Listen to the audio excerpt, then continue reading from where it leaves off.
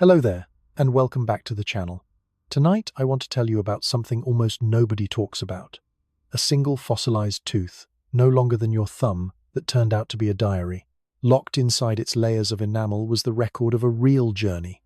One dinosaur's 4-month walk across a drying, ancient world, written not in words but in chemistry, and left untouched for 150 million years. This is the story of that journey, and of the giants who made it. Season after season, long before anything with a name we would recognize ever walked the earth. If you enjoy listening to sleepy, prehistoric dinosaur stories like this, subscribe. I post stories like this weekly. For now, let your shoulders soften into whatever is holding you. Let your breathing slow. There is nowhere else you need to be tonight. Settle in, and let's begin. 150 million years ago, long before the Rocky Mountains rose into the shapes we know today, there was a wide, shallow basin stretching across what would one day become Colorado, Utah, and Wyoming. Geologists now call it the Morrison Basin. There were no true mountains along its western edge yet, only low, rolling highlands, gentle and green, catching whatever rain drifted in from the west before it ever reached the lowlands below. To the north, a great shallow sea rose and fell with the slow breathing of the planet's climate, sometimes pushing warm, humid air far inland, sometimes retreating for a time and leaving the basin drier than before. This was a world still finding its shape. The continents were arranged differently than they are now, drifting slowly apart from a supercontinent that had only recently begun to break. The Morrison Basin itself sat close to the equator, warmer on average than the same latitude is today, but far from the tropical swamp so many old paintings imagine. It is easy to picture this place as a swamp, dense and dripping, the kind of world painted onto the walls of old natural history museums. Sauropods wading up to their shoulders in murky water. But the Morrison Basin was not that. It was something quieter, and in its own way, harder. A floodplain, wide and slow-moving, laced with rivers that swelled in one season and shrank to threads of mud in another. Conifer forests stood tall along the higher ground, their needles a deep, almost blue-green. Tree ferns and horsetails crowded the wetter hollows near the water, growing in dense thickets taller than a person. But nowhere, in any direction, was there a single blade of grass. Grass had not been invented yet, not for tens of millions of years. The ground beneath these travelers' feet was a mosaic of fern and needle, and bare, sun-cracked earth, utterly unlike any prairie or savanna alive today. And yet, in its rhythm of wet and dry, strangely familiar, it is worth resting a moment longer on that absent grass, since its absence shaped this entire landscape in ways easy to overlook simply because grass feels, to us, like such an obvious, permanent feature of any open country. Grasses would not evolve for tens of millions of years yet, and their absence meant the Morrison Basin's ground cover behaved in an entirely different way than any modern savanna or prairie does. Grass regrows rapidly from its base after grazing, an adaptation that lets modern grasslands support enormous herds of grazing animals without simply vanishing under the pressure. Ferns and horsetails, by contrast, regenerate far more slowly, and cropped too heavily, simply do not return the same season at all. This may be part of why the giants of this basin needed to keep moving in the first place. Not merely because the rains failed, but because the very plants they depended on had no modern grass's trick of rapid, repeated regrowth, meaning a herd that lingered too long in one place risked exhausting it far more permanently than a herd of wildebeest could ever exhaust a stretch of modern savanna. It is worth carrying that thought a little further still, gently, since it reframes something easy to misunderstand about why this basin's giants needed to travel at all. It was never simply the absence of rain driving them onward. It was the particular, unforgiving relationship between rain and the specific plants growing here, a relationship considerably less forgiving than the one grass would eventually offer herbivores tens of millions of years later. In a world without grass's quick regrowth, movement was not merely a response to drought. It was very likely a permanent, structural necessity, built into the basic economics of this landscape long before any single dry season ever began. A world that demanded travel not as an emergency measure, but as an ordinary, expected part of how life here had always worked. Because that is the detail most documentaries skip past entirely. This basin was seasonal. For part of the year it was green and generous, its rivers full and slow, its ferns waist-deep, its air thick with the hum of early insects and the occasional shadow of something winged passing overhead. And then, as the months turned, the rains would ease and the rivers would begin their long, patient retreat. You can picture it, if you like, the way you might picture a familiar dry season somewhere you have been, or somewhere you have only ever seen in photographs.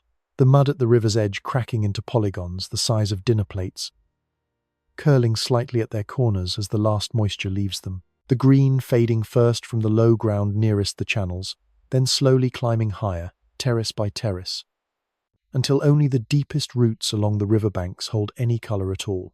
Waterholes shrinking to puddles, then to damp patches, then to nothing but a paler shade in the cracked grey soil, a memory of moisture that used to be there. This happened every single year. Not once, not as some rare catastrophe worth remembering, but as the ordinary, expected rhythm of the place, the way winter is expected somewhere colder, or the way a long dry season is expected across parts of Africa today. The animals who lived here did not experience this as an emergency. They experienced it as a season, arriving on schedule, the way we experience August or November, something to be lived through and, eventually, waited out. Geologists can still read this rhythm in the rock itself, if they know where to look. Thin, pale bands of hardened soil, called caliche, form only when water repeatedly rises and evaporates near the surface over dry seasons, stacked one on another for thousands of years. Sun-cracked mudstone, layered between beds that were once soft green wetland, tells the same story from a different angle. The Morrison Basin did not simply happen to be dry sometimes. It breathed in and out, wet season and dry season, for the entire span of its existence, and the rock has kept perfect count of every breath. Before we follow the dry season any further, it is worth lingering a moment in the wet one, if only to understand exactly what will be lost when the rains finally stop. Picture the same stretch of floodplain, months earlier. The rivers run wide and full, brown with silt, spilling gently over their low banks into shallow, temporary lakes that will not survive the coming months. Ferns stand shoulder height and higher, their fronds beaded with the last of an afternoon shower. Horsetails crowd the water's edge in dense green stands, swaying faintly though there is no wind, disturbed instead by something moving low and unseen through their stems. The air carries the mineral smell of wet stone and turned mud, and beneath it, the sweeter, resinous scent of conifer sap warmed by a sun that has not yet learned to be unkind. At dawn, in this wetter season, mist rises off the floodplain in slow ribbons, catching gold at its edges before the sun climbs high enough to burn it away entirely. Insects move through it in visible clouds, early dragonflies among them, their wings a soft, continuous hum beneath the deeper, occasional groan of something enormous shifting its weight somewhere out of sight.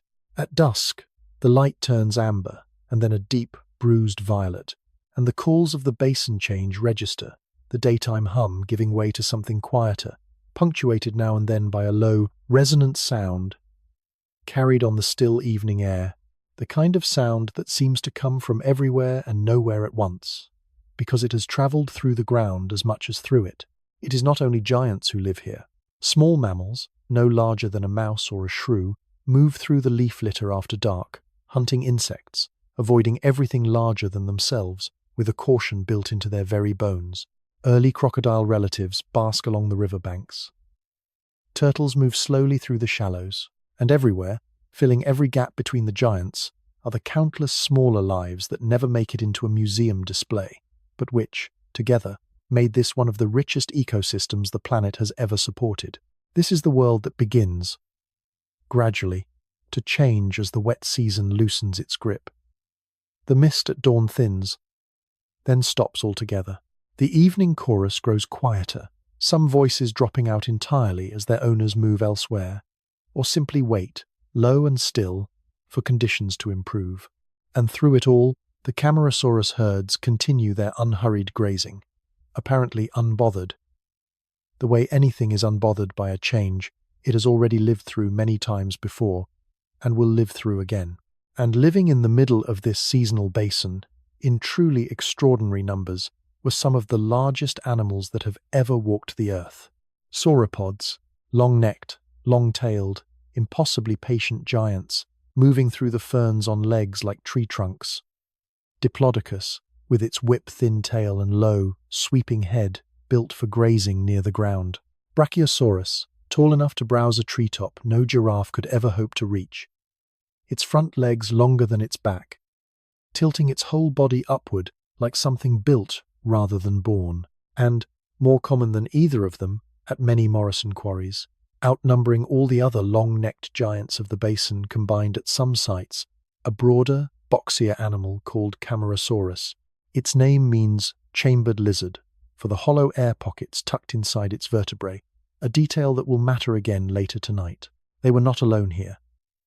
Stegosaurus moved among them, plated and slow, its small-brained head kept low to the fern beds. Allosaurus, the basin's chief predator, stalked the margins of every herd, patient and opportunistic, never quite bold enough to challenge a full-grown adult sauropod, but always watching for the young, the sick, the slow. Pterosaurs rode the thermal currents overhead. Small mammals moved unseen through the leaf litter after dark. And somewhere in the canopy, though no one could have known it at the time, the first true birds were still tens of millions of years from existing at all. Camarasaurus deserves a slower look, since it is the animal at the center of tonight's story. It was not the longest of the Morrison giants, nor the tallest. Diplodocus stretched longer, its tail trailing out behind it like a whip. Brachiosaurus stood taller, its shoulders alone higher than a two-story house. But Camarasaurus was, by a wide margin, the most abundant. Paleontologists have recovered well over 170 individual specimens from Morrison rock, spanning every stage of life, from juveniles barely larger than a modern cow to fully grown adults exceeding 20 meters from nose to tail. No other Morrison sauropod comes close to that number, which tells its own quiet story about how common these animals once were, and how well suited they were to the particular challenges this basin kept setting in front of them. There is a particular kind of scientific value in an animal being this common, worth pausing on for a moment, since abundance itself is a kind of evidence. A rare fossil can tell researchers a great deal about one individual animal, but it can rarely tell them much about a species' ordinary, typical range of variation. How much bigger the largest individuals grew compared to the smallest, how bone structure changed across a lifetime, how common certain injuries or illnesses actually were. An abundant fossil record, by contrast, becomes something closer to a genuine population study, the kind of statistical confidence a single skeleton, however beautifully preserved, could never offer on its own. This is part of why Camarasaurus, for all that it lacks the dramatic silhouette of a Diplodocus or the towering presence of a Brachiosaurus, has become one of the best understood sauropods in the entire fossil record. Its very ordinariness, its sheer commonness, turned out to be exactly what made it such an unusually good subject for careful, patient, scientific study. Its head was boxy and short compared to its slender, whip-tailed neighbors, with a blunt, almost horse-like profile, and teeth shaped like small, sturdy spoons rather than slender pencils. Those spoon-shaped teeth could shear through tougher vegetation than the more delicate, rake-like teeth of Diplodocus ever could. Conifer needles, coarse stems, the fibrous, less appetizing growth that survives longest into a dry season after the greener plants have already thinned away. It was, in other words, built to make do with what remained on the landscape after the easy food was gone, a quiet adaptation for hardship, built directly into its skull. There is a detail worth adding about the eyes themselves, easy to overlook beside teeth and neck and towering scale, but worth a moment's attention regardless. Camarasaurus eye sockets, positioned well up and to the sides of its short, boxy skull, would have given it an extremely wide field of view, likely capable of detecting movement across a broad arc without needing to turn its head far in either direction, a useful trait for any animal that needed to remain alert to approaching predators, while its head stayed lowered toward the ground for long stretches of continuous grazing. This wide peripheral awareness, paired with a herd's collective vigilance, dozens of pairs of eyes scattered across a wide grazing front, may have offered a level of early warning that no single animal, however watchful, could ever have managed entirely alone. One more small, quiet advantage folded into the simple, ordinary act of living and traveling as part of a group. Herds moved together across the basin in mixed groups, the fossil bone beds tell us, adults and juveniles side by side. The largest animals typically toward the edges of the group, the smallest and most vulnerable somewhere nearer the center, protected, whether by instinct or accident, by sheer surrounding bulk. There would have been no single leader in the way we might picture a wolf pack or a lion pride organizing around one dominant animal. Just an enormous, patient, accumulating drift in one direction, individual animals following the herd the way a leaf follows a current. Not because anyone commanded it, but because it was simply the way things had always been done. Picture one particular Camarasaurus, standing at the edge of a drying floodplain. In the last weeks before the rains fail entirely for the year, 20 tons of muscle and bone, held aloft on legs as wide around as old oak trunks, a neck rising and curving off toward a stand of conifers, patient, unhurried, the way only something with almost no natural predator left to fear can afford to be patient. Around it, dozens more, adults and half-grown juveniles moving together across ground that grows harder and drier by the week. Now do the arithmetic that no story usually pauses to do. An animal that size needs an enormous quantity of food every single day, several hundred kilograms of plant matter at minimum, simply to keep such a vast body running. And it needs water in matching quantities to keep blood moving through a heart that had to push it up a neck taller than a house, against gravity, hour after hour, day after day. It is worth dwelling on that heart for a moment, since it represents its own quiet feat of engineering, easily lost beneath the more visible drama of neck and tail and towering scale. Pumping blood to a brain perched some 9 meters above the ground, against the relentless pull of gravity the whole way, would have demanded blood pressure considerably higher than almost any animal alive today comfortably tolerates, along with an enormously powerful, thick-walled heart to generate it. Some researchers have estimated a sauropod heart may have weighed several hundred kilograms on its own. A single organ larger than an entire adult human, beating steadily, tirelessly, for decades, simply to keep such an improbable body properly supplied with oxygen. It is worth pausing on this, gently. The next time your own heartbeat crosses your attention tonight, small, quiet, and utterly reliable, doing precisely the same fundamental work on a vastly more modest scale that once kept a 20-ton giant alive and walking. There is something worth sitting with here, quietly, before we go any further. How does an animal that large survive a season, when the very thing it depends on, green-growing food and standing water, tins and vanishes from the landscape for months at a time? It helps, sometimes, to hold a modern comparison alongside an ancient one, the way you might hold a familiar hand while stepping into unfamiliar water. Consider an African elephant, the largest land animal alive today. A single adult elephant can eat well over 100 kilograms of vegetation in a day, and drink close to 200 liters of water.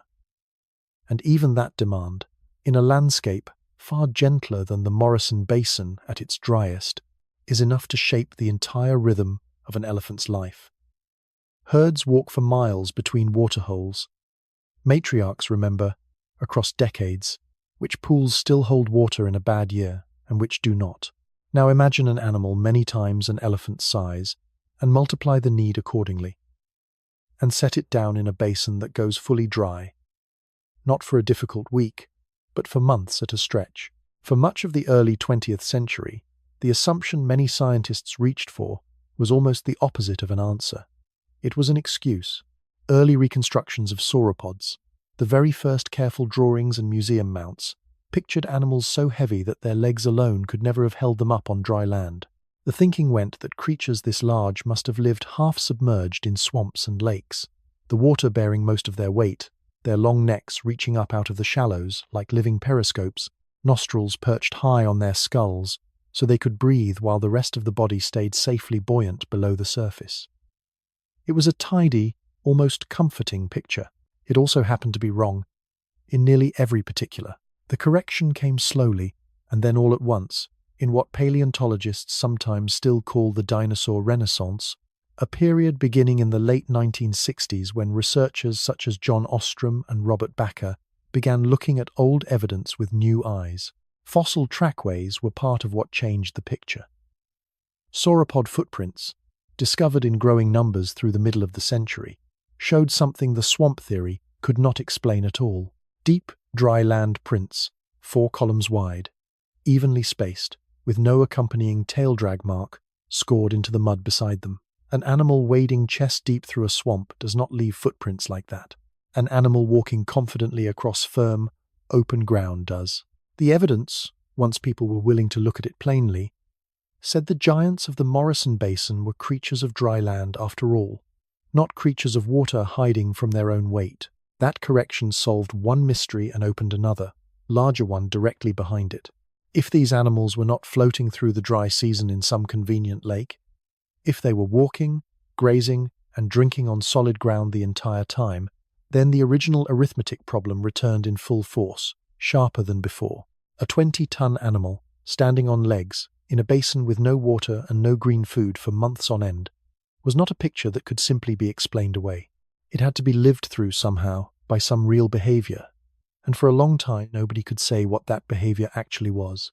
Researchers working the classic Morrison quarries, places like Dinosaur National Monument, straddling the Colorado and Utah border, and the Cleveland Lloyd Quarry further west in Utah, a single bone bed so dense with sauropod remains that it has yielded thousands of individual bones from a single small patch of ground, kept returning to the same open question in their published notes across the decades. The bones were unmistakably here, in overwhelming numbers. The plants and water this many animals would have needed to survive the dry months, on any given year, plainly were not. Some researchers proposed that these giants might have survived on lower quality food during the driest months. Tough conifer bark and old fallen needles, the sauropod equivalent of living carefully off dwindling reserves, the way many animals do in a hard season. Others wondered, more quietly, whether the herds simply thinned in the worst years, the weakest individuals not surviving to see the rains return, a grim but plausible answer that the bones, taken alone, could neither confirm nor rule out. For a long time, the honest scientific answer to the sauropod paradox was simply that no one yet had the evidence to say for certain. For a long time, this question simply sat unanswered, turning quietly in the background of Morrison Formation research. Paleontologists knew the bones intimately. They knew the basin dried out every year, because the rock itself recorded it. Layer after layer of cracked mud and wind-blown dust laid down between the wetter seasons.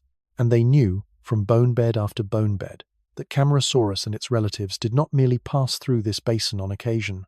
They thrived here, in real abundance, generation after generation, for millions of years, longer than the entire history of our own species several times over. It became something researchers began calling, half-seriously, the sauropod paradox. A landscape that could not, on paper, support the sheer biomass of animals so clearly living there.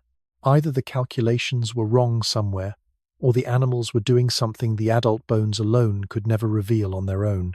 For much of the 20th century, the working assumption leaned towards something simpler, and in hindsight, something a little too comfortable. Perhaps these giants simply endured the dry season in place, the way a camel endures a drought, drawing down some enormous internal reserve until the rains returned.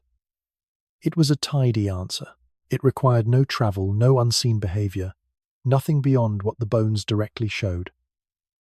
And for decades, in the absence of any better evidence, it was allowed to stand largely unchallenged. There is a particular kind of patience required to sit with an unanswered question in science. The same patience, it turns out, this story itself will ask of you tonight. Not the urgent patience of waiting for a verdict, but the slower, gentler patience of simply not knowing yet and being at peace with that, because the answer, when it finally came, was hiding somewhere nobody had thought to look, not in a skeleton laid out on a museum floor, not in a single dramatic footprint, in something far smaller and far stranger, tucked quietly inside the mouths of the very animals in question. For most of the 20th century, paleontologists studied dinosaur teeth the way you might study a key without noticing it fit a lock. They counted them. They measured their wear patterns to understand diet. They noted their shape, spoon-like in some sauropods, pencil-thin in others, and used that shape to sort the animals neatly into their feeding habits. What almost none of them thought to ask, not for the better part of a century, was whether a tooth might also remember where the animal had been standing when it grew, whether it had been carrying, quietly, all along, the answer to exactly this paradox. It seems strange in hindsight that something so quiet could hold an answer this large. A tooth is such a small thing. It sits in the jaw, does its work grinding tough conifer needles into something digestible, and eventually falls out, replaced by another already rising up beneath it. Camarasaurus, we now know, replaced each of its teeth roughly every 5 months, worn down against fibrous stems and needles, loosening and giving way to the next one waiting patiently behind it. An ordinary biological process, repeated quietly for millions of years, that turned out, without anyone intending it, into a kind of record-keeping no one had thought to read, because as a tooth grows, it is not simply adding bulk in one even layer. It is laying down enamel in thin, sequential bands, tip first, oldest at the crown and youngest at the base. And each of those bands is built, in part, from the water the animal has been drinking during the weeks it was forming. And water, it turns out, is never quite the same everywhere on Earth. It carries a faint chemical signature of the place it fell as rain. A signature so subtle that for most of human history, no instrument existed sensitive enough to read it at all. But it was there all along, waiting patiently in the rock, the way the answer to a question often is. There is something worth remembering, before we walk any further into this story tonight, about the quiet value of small, overlooked things.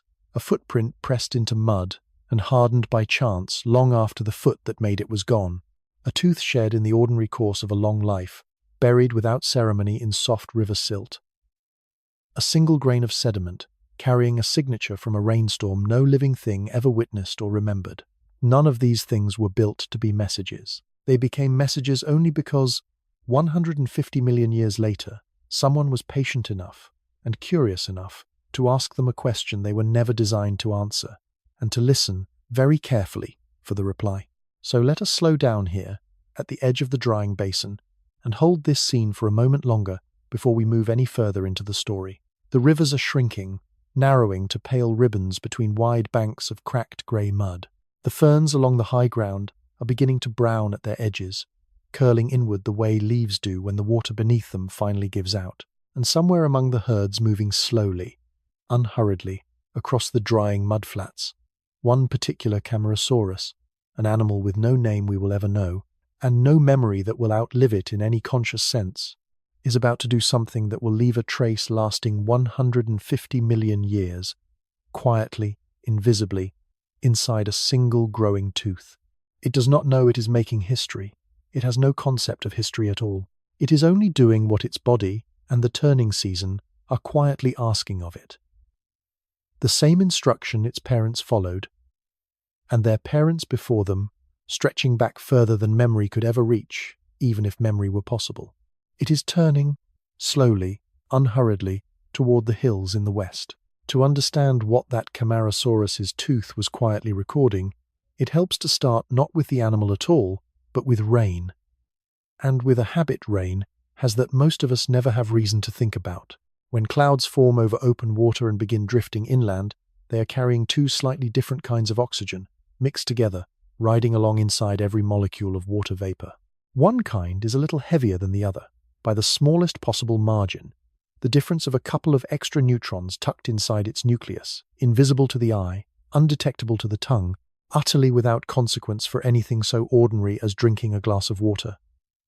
And yet that tiny difference in weight changes how the two kinds of oxygen behave, ever so slightly, as a cloud rises. As clouds are pushed upward, toward higher ground, toward the low hills and rising elevations to the west of any basin, they cool.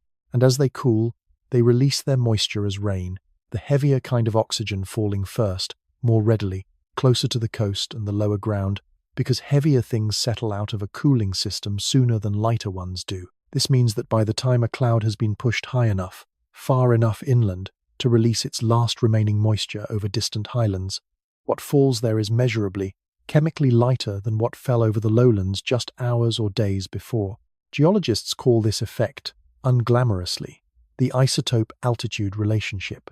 It has nothing to do with dinosaurs at all, in itself. It happens over every mountain range on Earth, every single day. Right now, exactly as it happened 150 million years ago, an entirely ordinary property of clouds and altitude and gravity, quietly writing a location tag onto every raindrop that falls anywhere on the planet. You may already know a gentler, more familiar version of this same pattern without ever having put a name to it. It is the same basic principle behind a rain shadow. The reason the western slope of a mountain range is often lush and green, while the eastern slope, just beyond the peaks, lies dry and brown in its shadow. Clouds give up their moisture as they climb, and by the time they cross over the highest ground, they have very little left to give. Rain, in other words, keeps a kind of ledger of the journey it has taken, page by page, mountain by mountain, and that ledger, it turns out, can be read millions of years later in the most unlikely of places. This same quiet chemistry has been used, in other studies, to answer other kinds of questions about the deep past that have nothing to do with migration at all. Isotopes locked into fossil teeth and bone have told researchers which dinosaurs spent time hunting in rivers rather than on dry land, judging by signatures closer to freshwater than rainfall. They have hinted at the internal body temperatures of giant sauropods running warmer, in some studies, than the cold-blooded reptiles they were once compared to. They have even suggested that certain dinosaurs living in ancient China endured genuinely cold, harsh winters based on oxygen signatures that could only have come from icy precipitation. Rain, and the oxygen it carries, has quietly become one of paleontology's most patient witnesses, willing to answer almost any question, provided someone thinks to ask it properly. There is something almost soothing in that thought, if you let it settle. Somewhere above you tonight, wherever you happen to be listening from, rain, if it is falling, is carrying this same faint signature, this same quiet record of where it has traveled and how high it climbed to get there. It has always been happening, everywhere, to everyone, an invisible bookkeeping the sky performs without any need for an audience. Now follow that lightly tagged rain a little further, into a river, into a floodplain, into a puddle at the edge of a fern thicket, where an enormous, patient animal lowers its head to drink. The water carries its signature with it, unbroken, from cloud to river to throat. And an animal's body, as it turns out, keeps a version of that signature too, at least for a while, dissolved into its blood. And from there, slowly, patiently, built into the hardest, most durable material its body produces, bone and teeth. There is a gentle detail worth adding here about exactly how quickly this signature moves through a living body, since it helps explain why a tooth can capture a location with such surprising precision rather than blurring several weeks or months of drinking into one smeared average. Water absorbed into the bloodstream carries its isotope signature almost immediately into an animal's tissues. Mineral deposition in growing enamel, drawing directly from whatever blood chemistry happens to be present at that particular moment, day by day, as the tooth continues forming. There is very little lag, very little blending of old water with new. This means a tooth's enamel tracks an animal's drinking water with a resolution considerably sharper than you might expect. Closely enough, in fact, that researchers can distinguish not just broad regions an animal visited, but the general timing of when. Within a tooth's several months of growth, it happened to be drinking from each one. A tooth grows the way very little else in the body grows, in fixed, sequential layers that, once laid down, never change again for the rest of the animal's life. Unlike bone, which is constantly being broken down and rebuilt throughout an animal's lifetime, smoothing over its own history as it goes, enamel is different. Once a layer of enamel forms, it is essentially permanent, locked in place, unchanging. A closed page in a book that can never be edited again. Only read. It is worth naming, gently, why enamel in particular holds up so well across such an extraordinary span of time, since not every hard tissue survives fossilization equally well. Enamel is the hardest substance any vertebrate body produces, denser and more mineralized even than bone itself, built almost entirely from tightly packed mineral crystals, with only the barest trace of organic material woven between them. This density is precisely what makes it such a poor material for a living body to repair or remodel once it has formed. But it is also exactly what makes it such an extraordinary material for preserving a chemical signal across 150 million years of burial, heat, pressure, and time. Nature, without any intention of doing so, built the one tissue best equipped to survive deep time out of the one tissue least equipped to ever change once it had already formed. An accident of biology that happened to hand paleontologists one of their most reliable archives. And Camarasaurus, like other sauropods, grew its teeth from the tip downward, the very point of the tooth forming first. Each subsequent layer laid down slightly further back, slightly closer to the gum line, over a period of months, which means that a single, complete Camarasaurus tooth is not one uniform object at all. It is a timeline. The oldest material sits at the very tip, a record of the earliest weeks of that tooth's formation. The youngest material sits at the base, nearest the jaw, recording whatever the animal was drinking in its final weeks before that tooth loosened and fell away, making room for the next one already rising up behind it. If you could slice straight down through a single Camarasaurus tooth, from tip to base, and test the chemistry at each point along that slice, you would not simply be measuring a tooth. You would be reading a diary, written one layer at a time, in an alphabet made entirely of oxygen. This is the discovery a geochemist named Henry Fricker made, patiently, methodically, working with colleagues in the early years of this century, using teeth recovered from two sites in the Morrison Basin in what is now Wyoming and Utah. They gathered 32 individual Camarasaurus teeth, 32 small, unglamorous objects, the kind of fossil that rarely makes the front of any exhibit, usually catalogued, boxed, and largely forgotten in the drawers beneath the more dramatic mounted skeletons upstairs. The findings were published in the journal Nature in the autumn of 2011, quietly, without much fanfare beyond the world of paleontology itself, though what they described was, in its own understated way, one of the more remarkable discoveries the field had produced in years. There is something worth pausing on here, gently, before we go any further into what they found. It would have been so easy for these teeth to simply sit in their drawers indefinitely, unexamined, their diary unopened. Fossils are not rare in the way people sometimes imagine. Teeth, especially. Camarasaurus alone has left behind an extraordinary number of them, scattered across dozens of Morrison quarries. It took someone looking at a very ordinary object and asking a genuinely new question of it. Not what does this tooth tell us about diet, which had been asked many times before, but what does this tooth tell us about where this animal has actually been standing, for the answer to surface at all. The team sliced carefully down through each tooth, from the ancient enamel at the tip to the newer enamel near the base, taking a series of small samples along that length, each one capturing a narrow slice of time. Then, using instruments sensitive enough to detect the faintest possible difference in oxygen's weight, they measured the isotope ratio at every single point along that timeline. And in tooth after tooth, a pattern began to emerge, not a flat, unchanging line, which is what you would expect from an animal that spent its whole life drinking from the same basin, the same rivers, the same familiar waterholes. Instead, a drift, a measurable, unmistakable shift in the ratio, moving away from the basin's own signature and towards something lighter, something that matched, far more closely, the water falling in the highlands roughly 300 kilometers to the west. Picture what that means, slowly, because it deserves a moment to land properly. An animal that spent part of its life drinking water from the Morrison Basin, the low, seasonally drying floodplain where its bones were eventually found, was also, at some point during the months that Single Tooth was forming, drinking water from somewhere else entirely.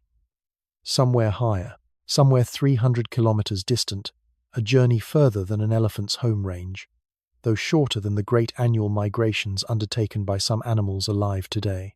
The tooth had not stayed in one place while it grew. The animal wearing it had moved, and moved considerably, and the tooth had simply, faithfully, recorded the fact. One tooth, sliced from tip to base, captured this entire outward journey. Isotope values beginning close to the basin's familiar signature at the tip, the oldest material, then drifting steadily lighter across the following samples, tracking what would have been 4 to 5 months of growth, before, in some individuals, beginning to shift back again near the base. The very last enamel laid down before the tooth was shed, suggesting the return leg of the same journey, already underway, completed, the researchers concluded, only shortly before the tooth came loose, and the animal that grew it eventually died.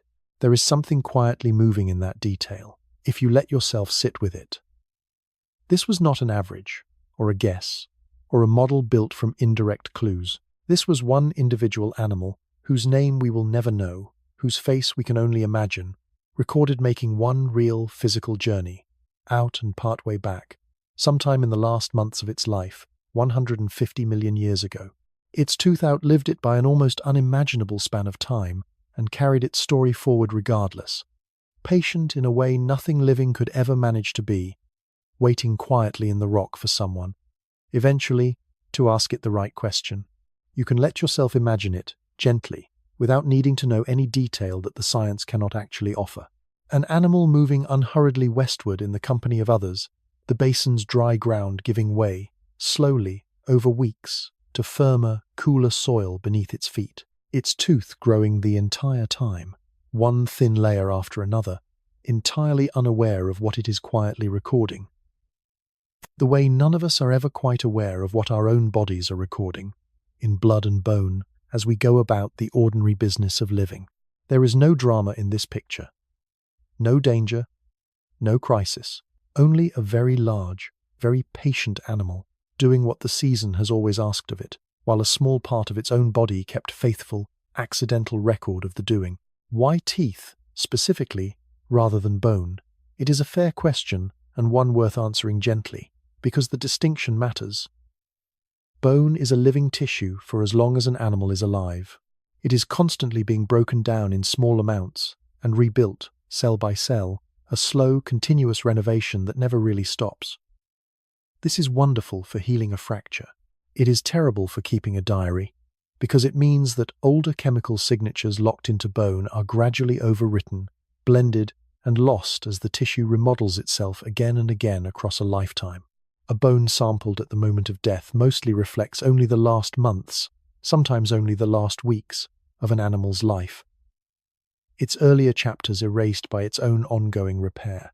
Enamel does not do this. Once formed, tooth enamel is essentially inert, chemically sealed, unchanging for as long as the tooth exists, whether inside a living jaw or buried in stone for 150 million years. It does not forget, because unlike bone, it was never built to keep updating itself. This is precisely why the tooth, rather than any other part of the skeleton, turned out to be the place where this particular story had been waiting all along. It is a small, useful reminder that in nature, and perhaps in more than nature, permanence and rigidity sometimes turn out to be exactly what preserves the most delicate kind of truth. It is also worth noticing how this method sits alongside the other kinds of evidence this story will visit before the night is over. A single tooth can only ever tell us about one individual. Over the span of months, that particular tooth took to grow. It cannot tell us how many animals traveled together, or what path they actually walked, or how they behaved along the way. For that kind of evidence, a very different kind of fossil is needed. Not a tooth sealed away inside a jaw, but a footprint, pressed for a single, unrepeatable moment into soft ground, and by chance, preserved. The chemistry inside a tooth, and the shape of a footprint pressed into ancient mud, are in a sense, two halves of the same incomplete story, each filling in exactly what the other cannot see. The scientists were careful, as good scientists always are, not to claim more than the evidence could support. A handful of teeth from two sites cannot prove that every Camarasaurus, every single year, made this exact journey without exception. What the isotopes showed, clearly and repeatedly, was that this kind of long-distance seasonal movement was happening, at least some of the time, among at least some of these animals, over a scale of roughly 300 kilometers, and on a rhythm that lined up neatly with the seasonal drying and refilling of the basin itself. It remains, to this day, one of the very few pieces of hard, direct physical evidence for dinosaur migration that paleontology has ever recovered, and it came, in the end, not from a dramatic trackway or a spectacular bone bed, but from 32 small, patient teeth, sliced open and asked, gently, to remember. It is worth sitting for a moment with how strange, and how quietly wonderful, this method really is.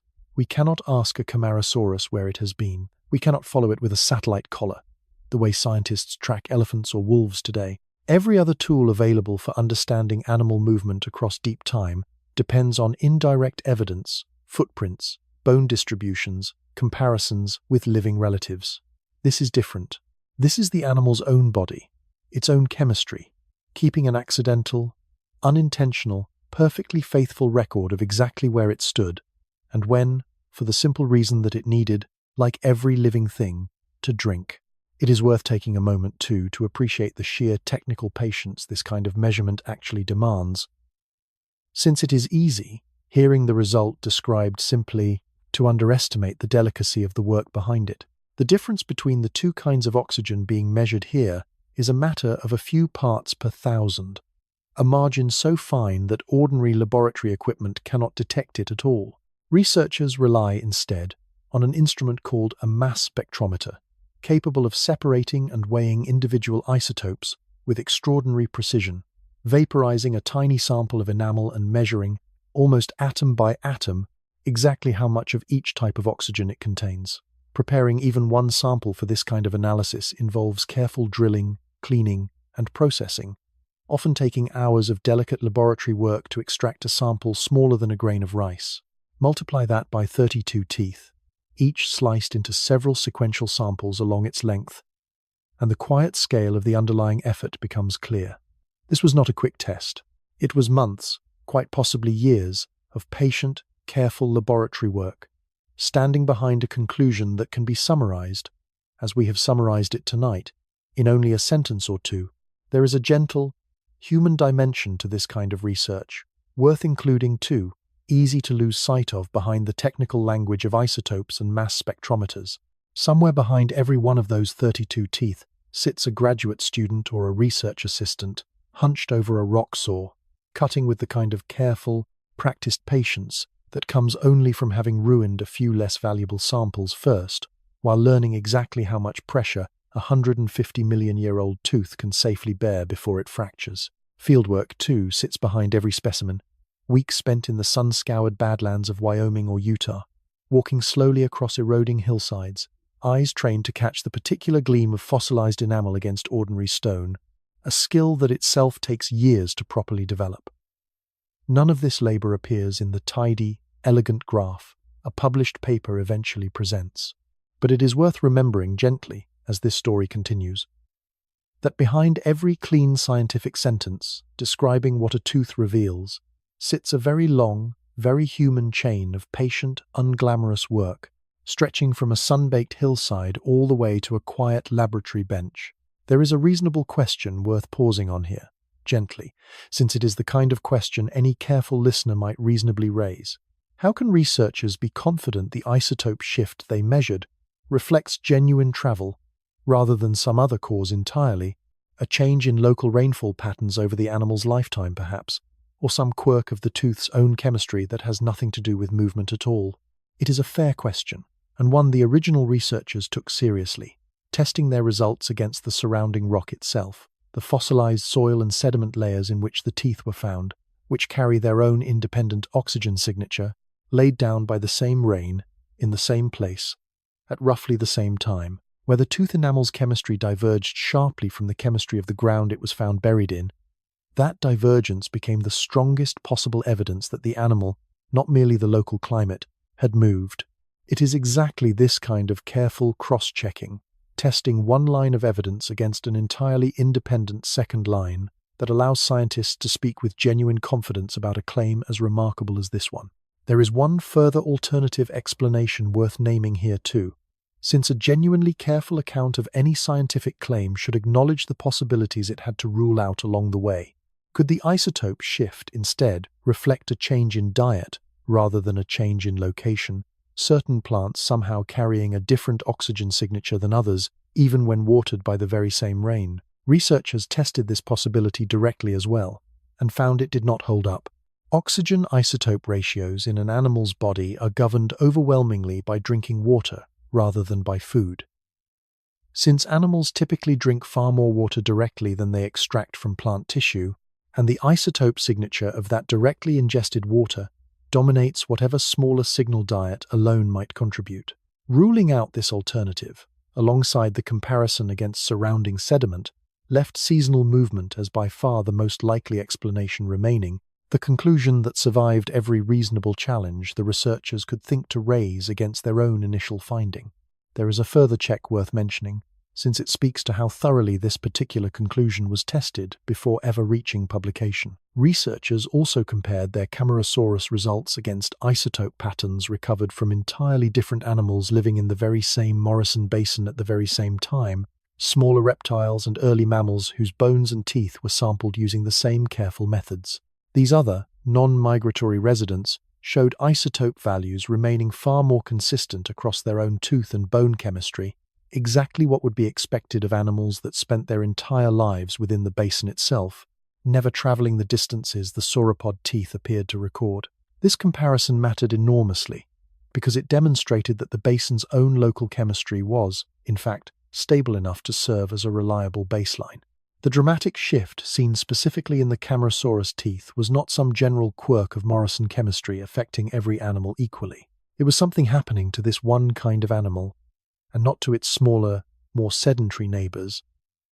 Exactly the pattern genuine, selective migration would be expected to leave behind. It is worth sitting with how much quiet reassurance a comparison like this actually provides, gently, before the story moves on. Science rarely trusts a single striking result on its own, however compelling it first appears. It looks, instead, for confirmation from an unrelated angle, a second, independent measurement that ought to behave differently if the first result is genuine and ought to behave suspiciously similarly if the first result was somehow a mistake or an artifact of the method itself. Here, that second angle came from the basin's smaller, quieter residents. Animals with no reason at all to travel 300 kilometers. And their steady, unremarkable isotope readings became, paradoxically, some of the strongest evidence for just how remarkable the Camarasaurus readings actually were. There is a final, gentler thought worth resting on before we leave this tooth behind for the night, one that has less to do with the science itself and more to do with what it feels like to hold this kind of knowledge at all. A tooth is such a small, ordinary thing.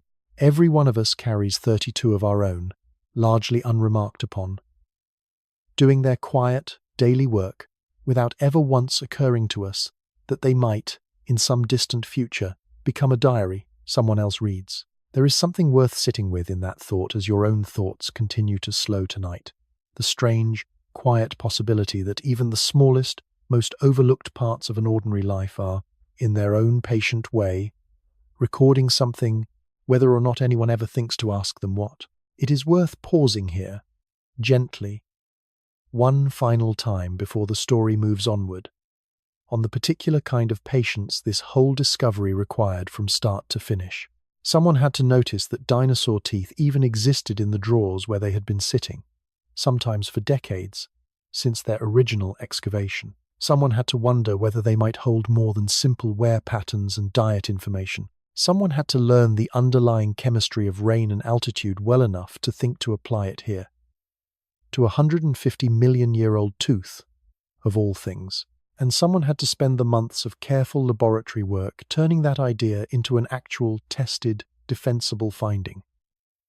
None of these steps was inevitable. Each one required a particular kind of patient curiosity, willing to sit with a small, unglamorous object for as long as it took to finally hear what it had been quietly waiting to say. It is worth naming, gently, one last time, exactly what this tooth ultimately gave us, since it is easy, after so much careful explanation, to lose sight of the simple wonder underneath it all. A creature that has been dead for 150 million years, whose flesh, whose voice, whose every living moment vanished long before anything resembling a human mind existed to witness any of it, nonetheless left behind something capable of telling us, with real confidence, where it walked, and roughly when, and for how long. That is what this whole act has been about, at its quiet core. Not simply a clever laboratory technique, but a genuine kind of resurrection, narrow and specific, but real. A single true fact about one animal's single real journey, rescued out of deep time by nothing more than patient curiosity and a willingness to ask a very small, very old object exactly what it remembered. And there is something else worth noticing here too. something that will matter again before this story is finished. Not every tooth in the sample showed this drift. Some stayed close to the basin's own signature from tip to base, suggesting an animal that never left the lowlands at all, that drank the same water in the same place through the entire period that tooth was forming, which raises a quiet, patient question of its own, one this story is not quite ready to answer yet, but will before the night is through. If some of the basin's giants were making this long, difficult journey west to survive the dry season, why would others, sharing the very same landscape, the very same hardship, choose to stay behind instead? When Henry Frick and his colleagues turned their instruments toward a different Morrison giant, one sharing the very same basin, drinking at times from the very same shrinking rivers, they found something unexpected, not a variation on the same pattern, an entirely different story. Diplodocus, the long, low, whip-tailed sauropod so often pictured beside Camarasaurus in old illustrations, grazing the same green floodplain shoulder to shoulder, showed no such seasonal drift in its own tooth enamel, no steady shift toward a lighter highland signature, no outward journey recorded in layer after layer of enamel. Its teeth, sampled the same way, sliced the same way, measured with the same careful instruments, told a far quieter story. An animal that appears, from the chemistry available, to have stayed close to the basin, drinking the same lowland water through the very months when its neighbor was walking 300 kilometers away and back again.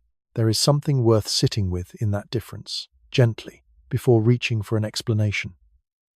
Two animals, the same landscape, the same brutal dry season, the same disappearing water, the same thinning food, and two entirely different answers to the very same problem, written not in behavior anyone witnessed, but in the quiet chemistry of teeth that neither animal ever knew it was leaving behind. The explanation, once researchers went looking for it, turned out to be sitting in plain sight, inside the animals' own mouths, and it had been there the whole time.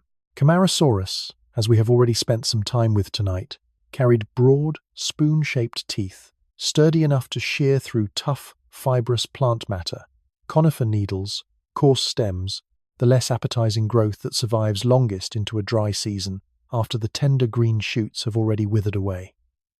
Diplodocus carried something altogether different, slender, peg-like teeth, clustered mostly toward the very front of a long, low skull, built not for shearing tough material, but for something closer to raking, stripping soft fronds and low-growing vegetation from ferns and horsetails close to the ground, in quick, repeated movements, the way you might comb through the surface of a hedge rather than bite through its woody stems. There is a further, quieter detail worth adding to this comparison, one that only became clear through careful microscopic study of the teeth themselves.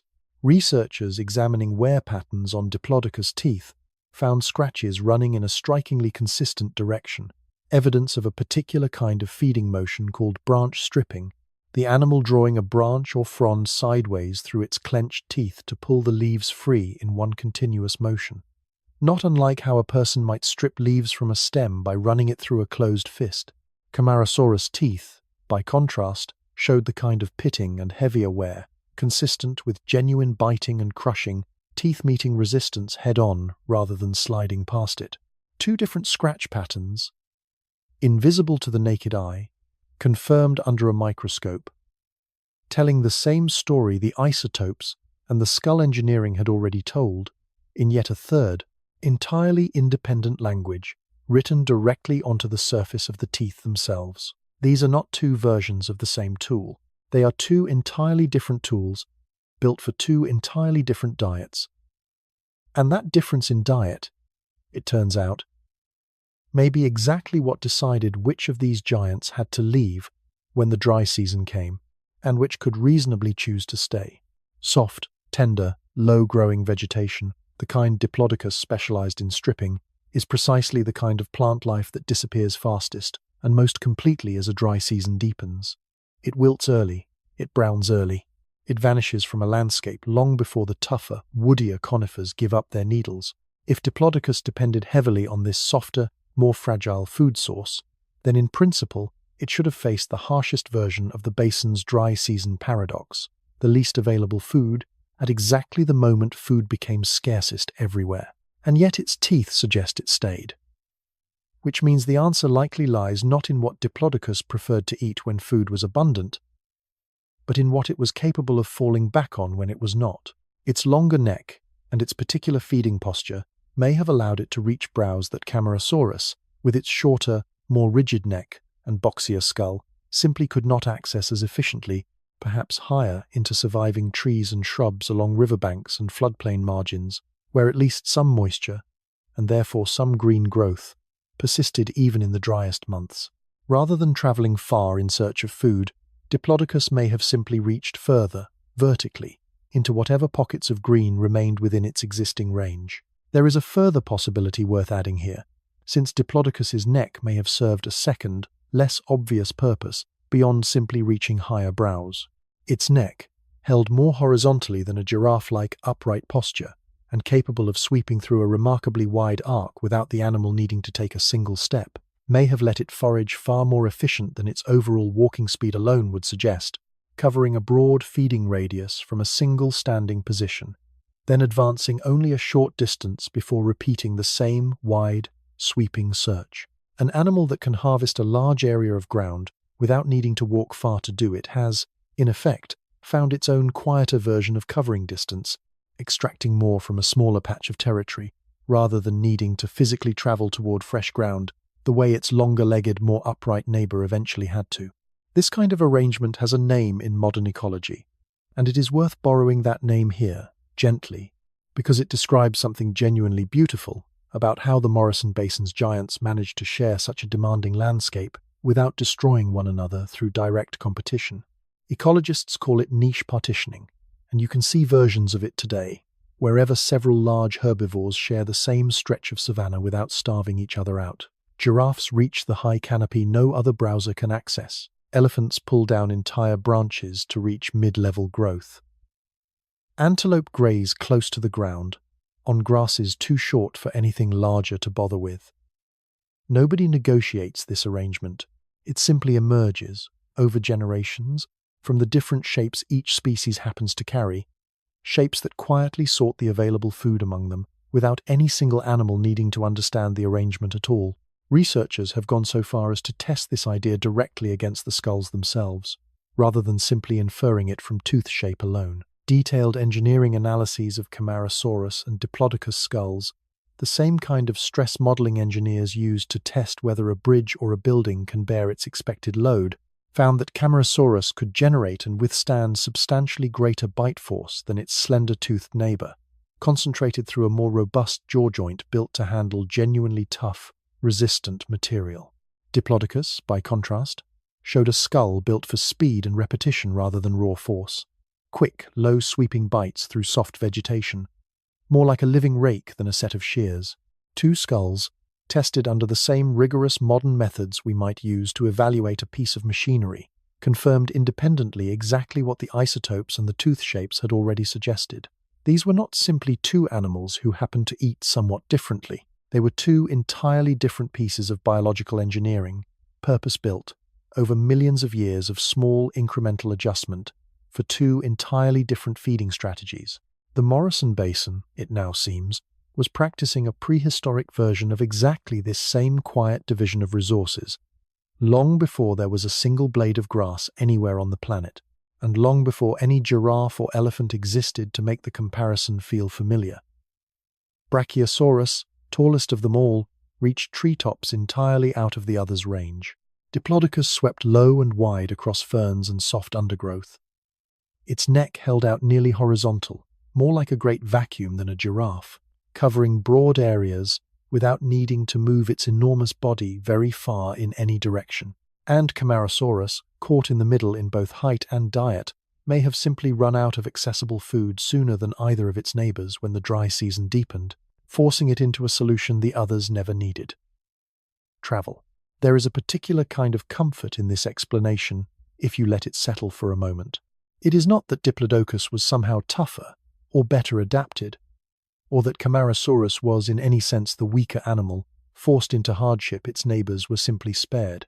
It is that each animal had already found its own quiet answer to the same seasonal question, long before the dry months arrived each year, an answer built slowly into the very shape of its skull and neck and teeth, inherited, unconsciously, from countless generations that had faced the identical problem before it. Migration was not a desperate measure. It was simply Camarasaurus's particular answer, the one its particular body was suited to give, in a landscape that demanded every resident giant find some answer or other, each its own. It is worth widening this picture a little further still, since Camarasaurus and Diplodocus were not the only two answers this particular ecosystem produced.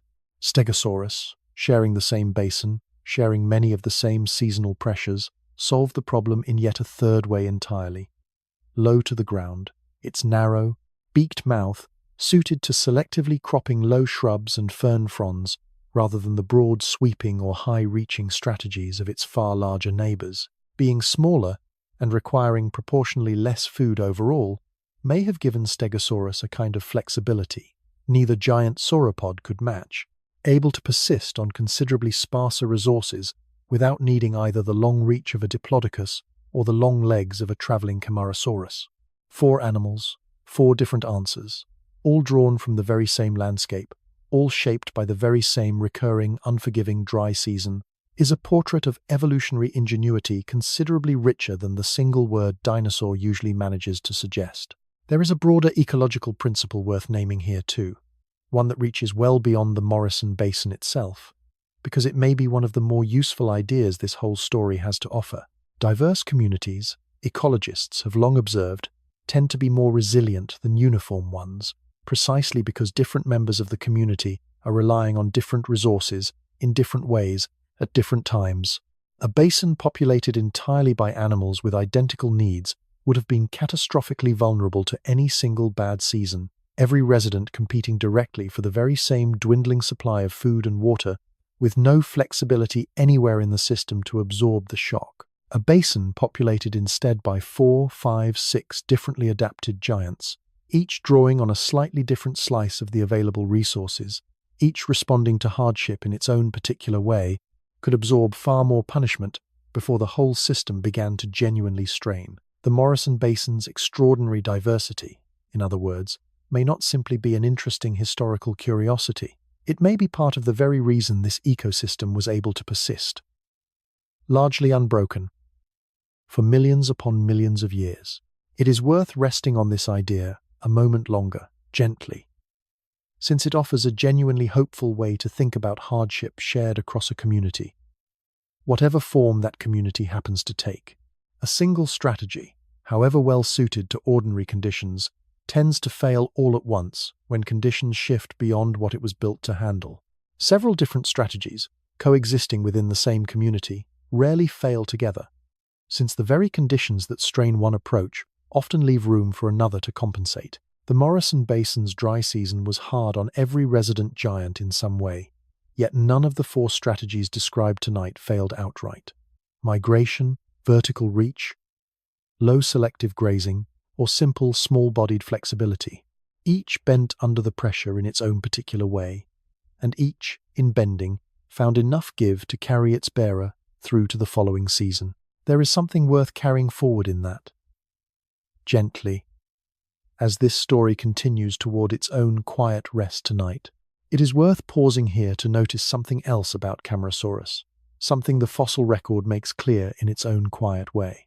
We know, from the sheer number of specimens recovered across dozens of Morrison quarries, that this was an animal thriving, not struggling. Its solution, whatever discomfort or effort it demanded each year, was clearly working extraordinarily well, generation after generation, for millions of years. There is no evidence here of a species pushed to its limits by an impossible landscape. There is only evidence of an animal that had found, and kept refining, a workable answer to a hard question, and had been living that answer out, quietly and successfully, for longer than almost any species that has ever existed.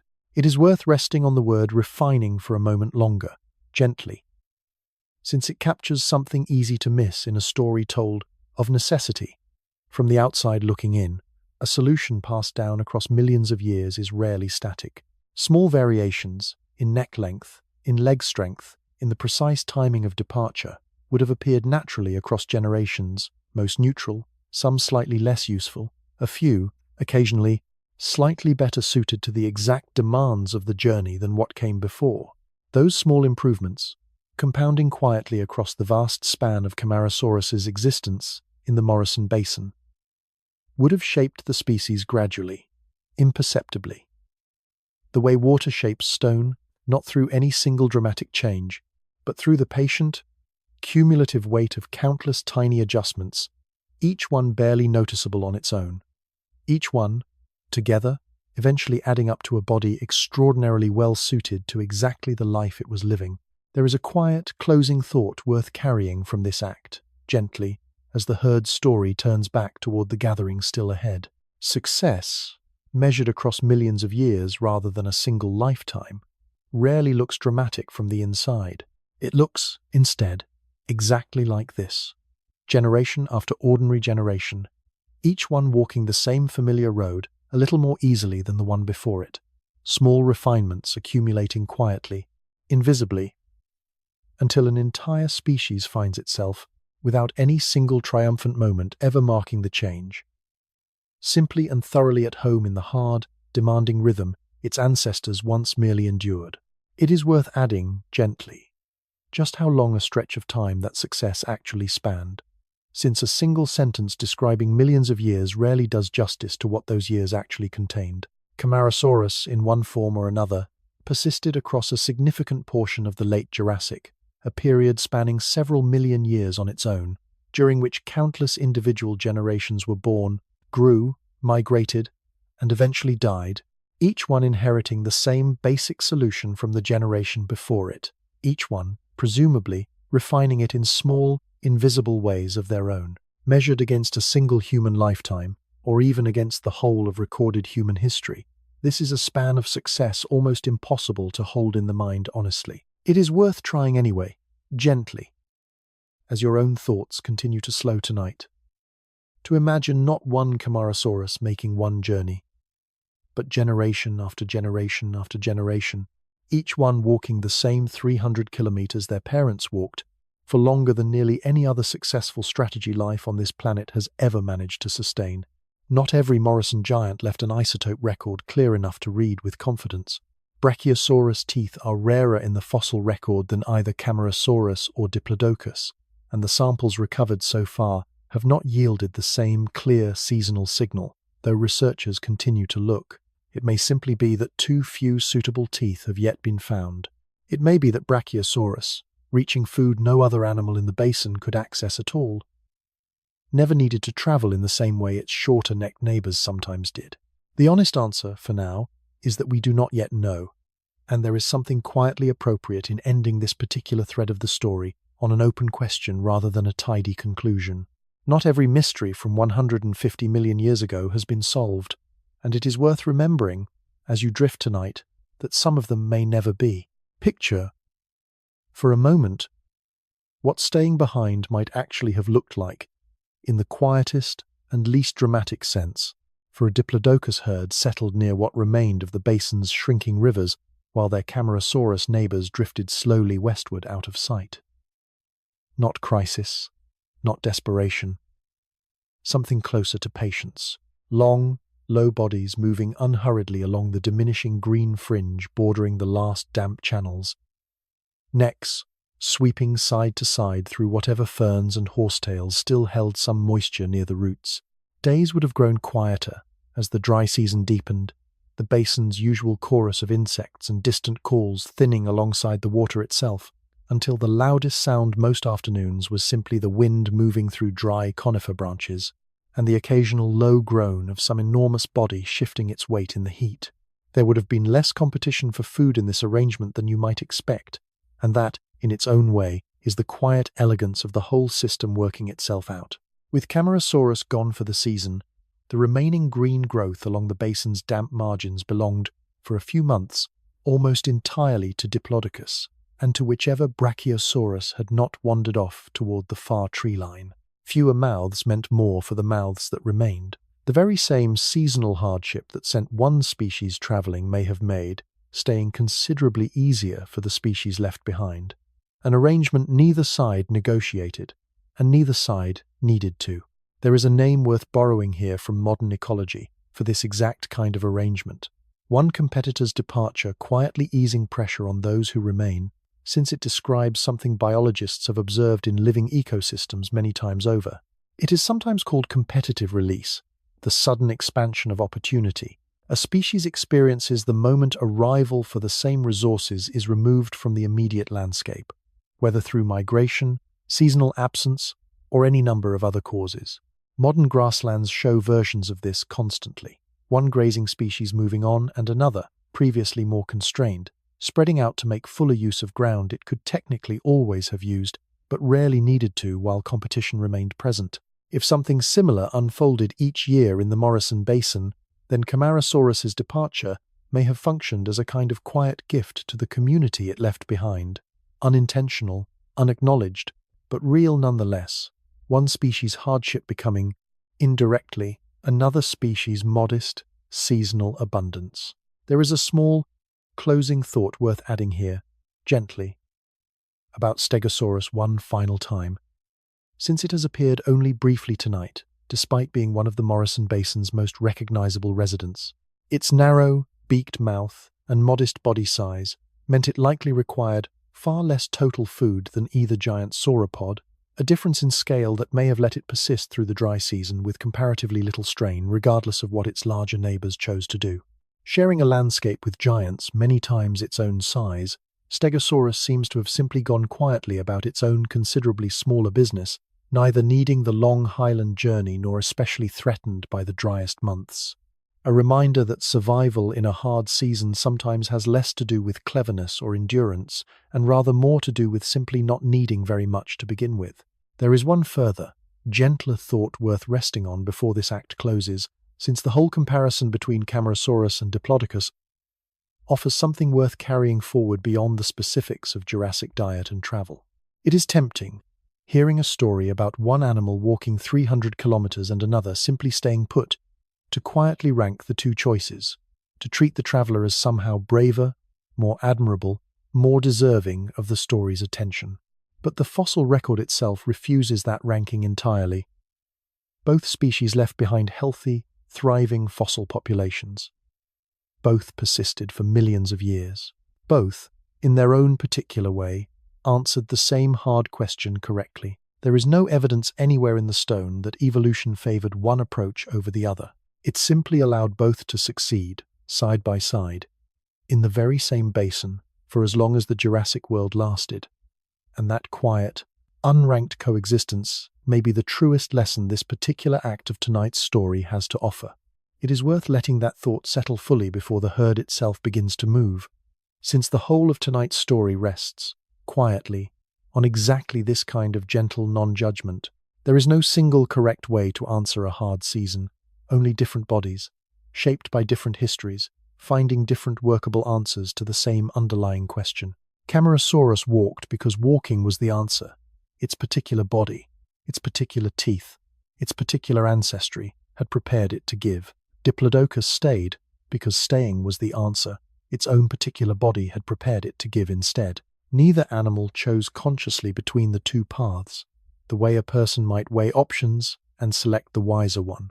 Each simply followed the shape it had inherited, and the basin, generous enough to hold room for more than one shape of answer, let them both continue, side by side, for millions of patient years. There would have been predators to consider too, of course, on both sides of this arrangement, though the fossil record is far quieter on this point than it is on diet.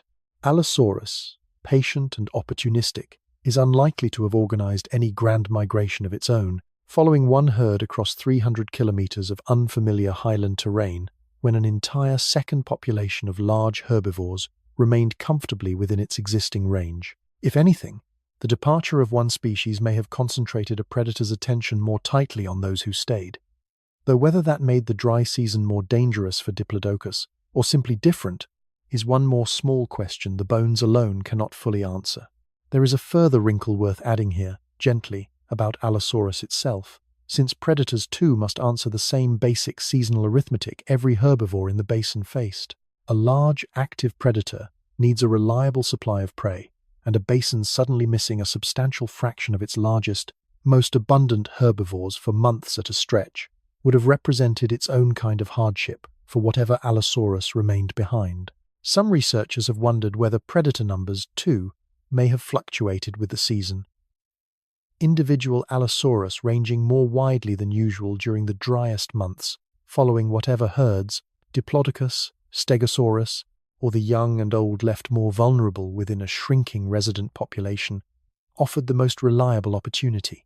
If true, the entire basin's food web, not merely its herbivores, would have been quietly reorganizing itself each year around the same underlying rhythm of scarcity and plenty, predator and prey alike, adjusting their behavior around a season that asked something different of nearly everything living within it. It is worth letting that wider picture settle for a moment, gently, before the story returns to the herd itself, since it is easy, when following one animal's journey so closely, to forget how many other lives were quietly adjusting around it at the very same time. Every departure and every choice to remain sent small ripples outward through the rest of the basin's community, predators shifting range, competitors gaining room, an entire ecosystem breathing in and out, together with the same seasonal rhythm that first sent the Camarasaurus herds walking. Nothing in this landscape moved in true isolation.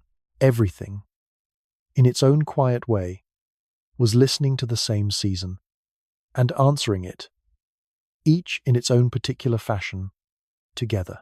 It is worth pausing, too, on a slightly different possibility worth holding alongside the tidy picture of two neatly separated strategies, since real biology is rarely quite as clean as any single explanation makes it sound. It may not have been the case that every single Diplodocus stayed, and every single Camarasaurus traveled, without exception. Populations of large, wide-ranging animals today rarely divide themselves so absolutely. Some individuals within a herd of modern elephants remain resident year-round in a particularly rich patch of habitat, while others from the very same population undertake long seasonal movements, the choice shaped by an individual's age, health, reproductive status, and simple, unpredictable circumstance, as much as by species-wide instinct. It is entirely possible, even likely, that the Morrison Basin held its own version of this same variability. Most Diplodocus staying, most Camarasaurus traveling, but with enough individual exceptions on both sides that a truly complete picture, if we could ever see it, would look considerably messier and considerably more interesting than the clean, tidy division a single set of isotope samples can offer on its own. None of this yet explains how a herd numbering in the dozens spread loosely across a wide floodplain, each animal carrying on with its own unhurried grazing, actually comes to move in the same direction at the same time, without a leader calling the moment, without any single decision anyone could point to and call the beginning. That is a different kind of question entirely, and it deserves its own unhurried attention before we follow the travelers any further west tonight. There is one final thread worth gathering up before we leave Diplodocus behind for the night, since its story offers a gentle counterweight to everything this whole night has said about travel and effort. Staying is not a lesser choice. It is not the absence of a strategy, or a failure to attempt what a braver or hardier animal might have managed. It is its own complete, patient answer, requiring its own kind of endurance, its own kind of resourcefulness, its own quiet trust that the ground beneath your feet, however diminished, still holds enough to see you through if you are patient enough and adapted well enough to make the most of what remains. Two giants, sharing one basin, one leaving and one remaining. Both correct, both successful, both simply following the particular answer their own particular bodies had spent millions of years being shaped to give. What the evidence does show, clearly, is that this was never a single, uniform migration. The whole basin emptying out together on some shared seasonal signal, the way we might picture birds departing all at once in autumn. It was something quieter, and in its own way, more interesting than that. A landscape of individual answers. Some animals travelling, some remaining, each shaped by its own particular history, its own particular teeth, its own particular relationship with the plants around it, all sharing the same hard season, and all, in their own different ways, surviving it. There is no fossil evidence of a signal, no single moment the bones can point to and say, here, this is where the decision was made. And that absence is, in its own way, exactly the point. A migration like this one was never a decision at all, not in the sense we might use that word for ourselves. It was closer to a slow accumulation, dozens of individual animals responding, each in its own time, to the same gradually worsening conditions, until enough of them were drifting in the same direction that the drifting itself became the herd's new, unremarkable normal. Picture it unfolding, gently, over the course of perhaps 2 or 3 weeks, rather than a single dramatic departure. One animal, perhaps an older individual who has made this same journey many times before, begins moving with slightly more purpose toward the western edge of its usual range, following ground that still holds a little more moisture, a little more green, than the ground behind it. A few others, grazing nearby, simply continue in loose proximity, the way animals that already move together tend to keep moving together, without any single one of them needing to understand why. Over days, this loose, wandering drift gathers others into its slow current, not through instruction, but through simple, accumulating proximity. By the time the basin's driest weeks arrive in full, what began as a handful of individuals adjusting their grazing pattern has become something that, from a distance, would have looked unmistakably like a herd on the move. There would have been no leader in the way we might imagine one, no single Camarasaurus at the front making decisions for the group. Bone beds recovered from Morrison quarries show mixed age herds, adults and half-grown juveniles together. And the arrangement those bones suggest is less a hierarchy and more a kind of mutual gravity, each animal orienting loosely toward the others nearest it, the largest tending toward the edges of the group, the youngest and most vulnerable somewhere near its center. Protected less by any deliberate strategy than by the simple physics of a crowd, where the animals on the outside naturally absorb whatever risk the animals in the middle are spared. It is worth naming, gently, why this leaderless arrangement worked at all, rather than dissolving into confusion the moment the herd needed to move with any real coordination. The answer lies less in any individual animal's intelligence and more in a principle biologists call self-organization, the same principle that lets a flock of starlings wheel and turn in perfect unison without any single bird directing the maneuver, or a school of fish shift shape instantly around a passing predator without a moment's apparent discussion. Each individual, in systems like this, follows only a small number of simple, local rules. Stay near your neighbors, match their general direction, avoid outright collision, and from those simple, local rules, entirely without central planning, a coherent, coordinated group behavior emerges naturally across the whole population. A Camarasaurus herd, far slower and far less visually dramatic than a flock of starlings, may well have been operating on exactly this same quiet principle. Order emerging not from leadership, but from the accumulated effect of many individuals each simply doing the sensible, safe thing relative to whoever happened to be nearest them. The Cleveland Lloyd Quarry in Utah, one of the densest single accumulations of sauropod remains ever found anywhere on Earth, has yielded bones from dozens of individual animals concentrated within a remarkably small area, a detail that has puzzled researchers for decades.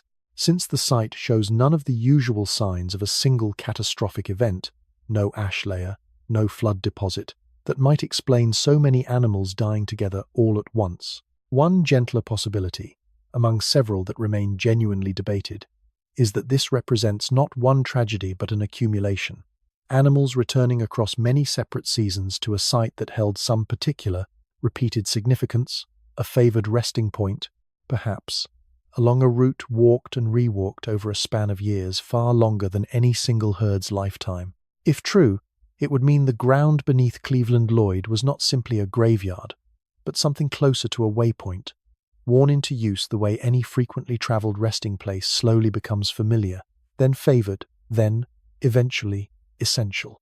There is a curious detail about Cleveland Lloyd worth adding, since it deepens the mystery rather than resolving it entirely. The site shows a strange imbalance in what it preserves, an unusually high proportion of predator remains, particularly Allosaurus, relative to the herbivores whose bones dominate most other Morrison quarries. Several competing explanations have been proposed over the decades. A predator trap where scavengers repeatedly became stuck while investigating earlier carcasses, a drought-driven die-off that concentrated desperate animals, predator and prey alike, around one of the basin's last remaining water sources. or simply an unusual accident of preservation favoring certain bones over others.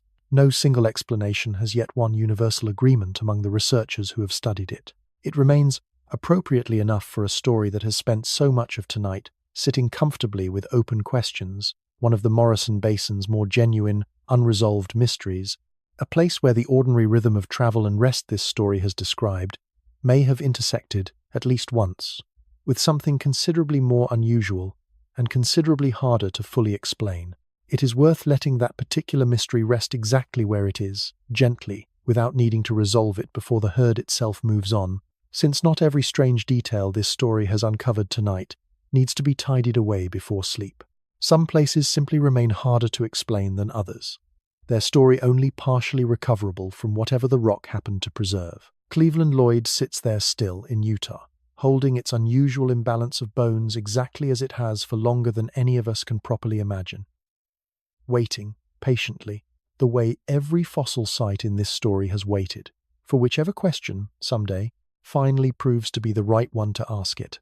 Picture the gathering morning itself a little further, since it deserves more than a passing glance.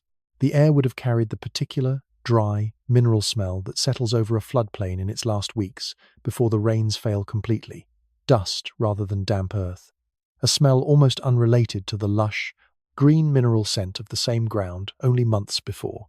Cicada-like insects, or whatever the Jurassic equivalent might have sounded like, would have kept up their steady daytime hum regardless, indifferent to the herd's slow reorganization happening around them.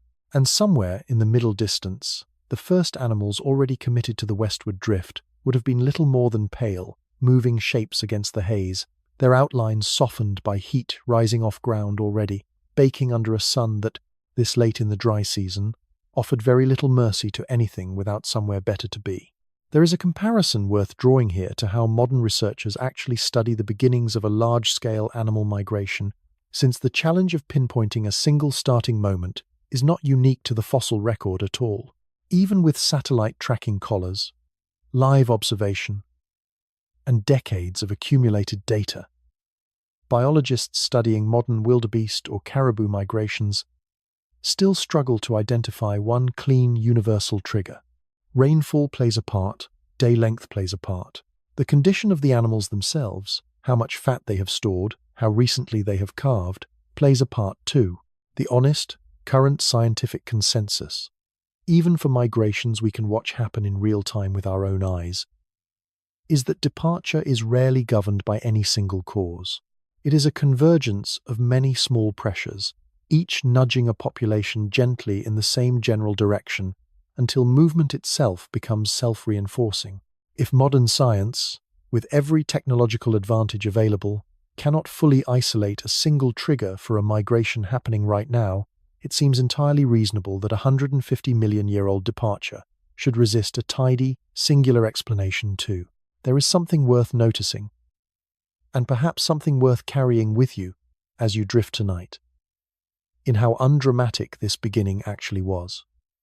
No single dramatic moment, no crossing of some visible threshold, just an accumulation, slow and patient, of many small movements in roughly the same direction, until the direction itself became the herd's whole world for the following months.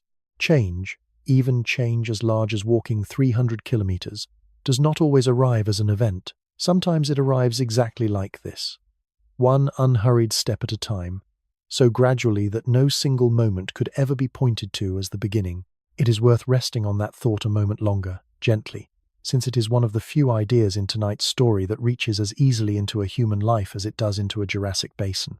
So many of the changes we eventually come to think of as turning points, when we look back on them honestly, rarely felt like turning points while they were actually happening. They felt, at the time, like nothing more than an ordinary day, indistinguishable from the ordinary days on either side of it, and only later, with the accumulated evidence of everything that followed, did that particular day earn its place as a beginning. The Camarasaurus herd gathering at the edge of the Morrison Basin had no way of knowing this particular drift would become a full migration. It simply kept doing, one day at a time, whatever the day in front of it seemed to ask, and let the shape of the whole journey reveal itself only gradually, in hindsight, the way most real beginnings actually do. None of this would have been possible at all, of course, without a body built specifically to make such a journey survivable. And it is worth pausing here to appreciate just how strange and how quietly ingenious that body actually was. There is a particular comparison worth resting on for a moment, since it helps make the strangeness of a hollow, air-filled skeleton feel a little more tangible. Modern engineers designing aircraft face almost exactly the same underlying problem. Sauropods solved millions of years earlier through evolution rather than deliberate design. How to build a structure strong enough to bear enormous load, while remaining light enough to move efficiently at all. Aircraft frames are built from hollow tubing and honeycombed panels for precisely this reason. Strength distributed cleverly through empty space, rather than solid mass. A Camarasaurus vertebra, sliced open and examined, would reveal something not unlike the internal structure of an aircraft wing. Chambers and struts arranged to bear weight efficiently in exactly the directions that weight was most likely to be applied. Nature arrived at this solution first, by a margin of some 150 million years, through nothing more deliberate than the slow, patient accumulation of small advantages, generation after generation, each one slightly more efficient than the last. The same air sac system that hollowed out Camarasaurus's vertebrae extended, in life, into a network of soft tissue entirely invisible in a bare fossil skeleton, threading between organs, cushioning against impact, and very likely helping regulate body temperature across an animal whose sheer bulk made overheating a genuine, constant risk. Modern birds retain a strikingly similar system today. Air sacs tucked around and even inside certain bones, and this shared architecture is part of why researchers feel such confidence attributing a similar system to sauropods. Despite the software itself, the soft tissue, having long since decayed away entirely, bone alone rarely proves soft anatomy. But bone shaped by soft anatomy, hollowed out in precisely the pattern only an air sac system would produce, leaves behind an unmistakable signature, a kind of negative space that speaks almost as clearly as the missing tissue once did. This same system, worth returning to for a moment, likely served a genuinely important cooling function too, one particularly relevant to an animal preparing for a long, sustained walk under a warm Jurassic sun. Air moving continuously through a network of internal sacs would have carried heat away from the body's core with every breath, a built-in ventilation system operating quietly in the background of every single inhalation, whether the animal was resting, grazing, or walking. Large-bodied animals today face a persistent challenge in shedding excess heat, since a big body generates heat in proportion to its volume, but loses it only in proportion to its surface area, meaning the bigger an animal grows, the harder it generally becomes to stay cool. An internal cooling system woven directly into the skeleton and lungs may have been one of the quiet keys that allowed sauropods to grow as enormous as they did in the first place, without simply overheating under the effort of their own enormous metabolism. Camarasaurus means chambered lizard, and the name refers to something easy to overlook in a skeleton mounted behind museum glass. Its vertebrae, particularly along the neck and spine, were not solid bone all the way through. They were honeycombed, riddled with air-filled chambers connected to a system of air sacs threaded through much of the body, an adaptation shared with other sauropods and, in a more developed form, with birds alive today. This was not decoration, it was engineering. A skeleton built this way carries dramatically less weight than an equivalent structure in solid bone, while losing remarkably little of its strength, the hollow chambers distributing stress in much the same way. A well-engineered bridge distributes load through its own empty spaces rather than through unbroken mass. For an animal preparing to walk 300 kilometers, carrying that much less weight in its own skeleton would have made an enormous, quiet difference, the kind of advantage that never shows up dramatically in any single moment, but that adds up, hour after hour, day after day, across a journey lasting months. The same air sac system likely extended into the lungs, in a form of breathing closer to a modern bird's than to our own, where a human lung fills and empties in one shared space, air moving in and out along the very same passage.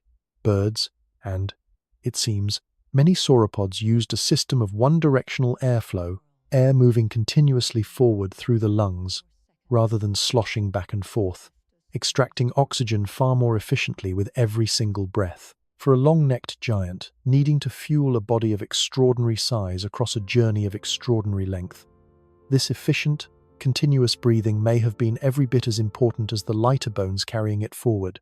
There is a third adaptation worth including here, humbler than hollow bones or efficient lungs, but no less essential to a long journey. Sauropods, lacking the kind of grinding, chewing teeth that mammals use to break down tough plant fiber before swallowing, appear to have relied instead on stones. Smooth, rounded stones, deliberately swallowed and held in a muscular portion of the gut, where they tumbled and ground against incoming plant matter, the way a mill grinds grain, breaking down tough conifer needles and fibrous stems into something the body could actually digest. Paleontologists call these stones gastroliths, and clusters of them have been found nestled within sauropod rib cages, worn smooth from years of quiet, continuous grinding. An animal that swallowed stones rather than chewed thoroughly could feed considerably faster, cropping vegetation and moving on, rather than pausing at length over every mouthful, a small but meaningful advantage for a herd that needed to keep covering ground. There is some genuine scientific debate worth mentioning honestly here, since not every researcher agrees on precisely how important gastroliths actually were to sauropod digestion generally.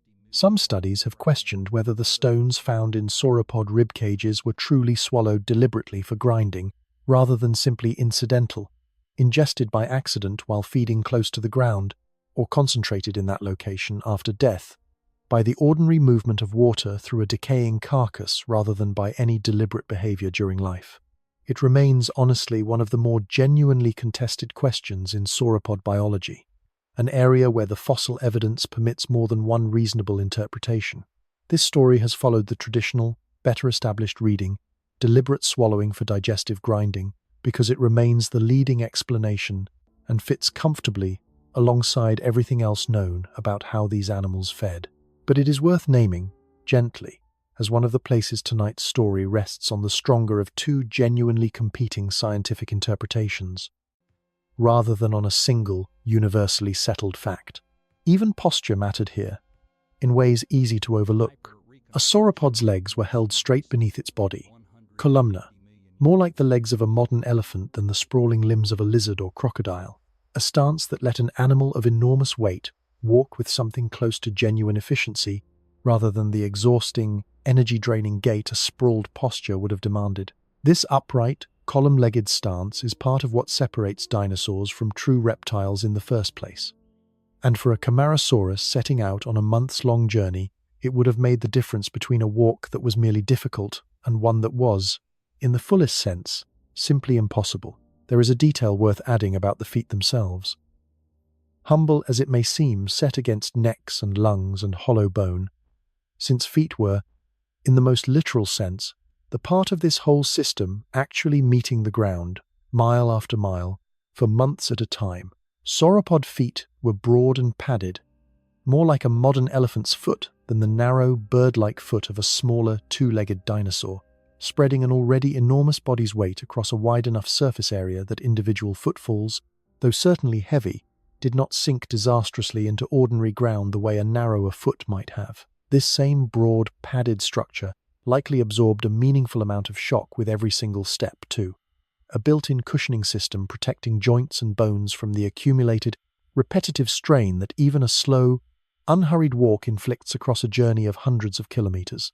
It is easy to imagine engineering only the grand, visible features of an animal like this, the towering neck, the whip-thin tail, and forget entirely about the quiet, unglamorous feet doing the actual, patient work of carrying that whole magnificent structure forward, one careful step at a time, for months on end. There is a closing thought worth resting on here, gently, as this account of Camarasaurus's remarkable body draws to a close, since it is worth naming plainly what all of these separate adaptations amount to when considered together.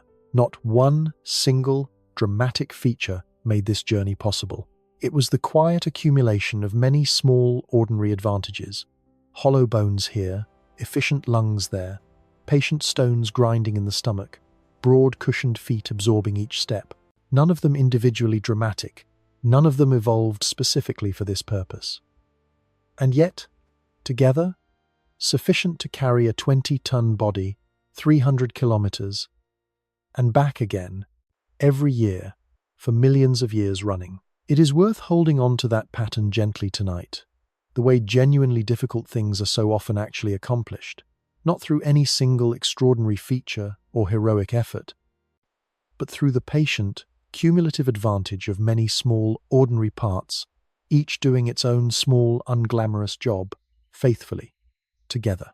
The gathering is complete now, and it is worth pausing, one final time, on the sheer, quiet strangeness of what is actually about to happen, seen plainly, without the softening comfort of the scientific language this story has leaned on for the past hour.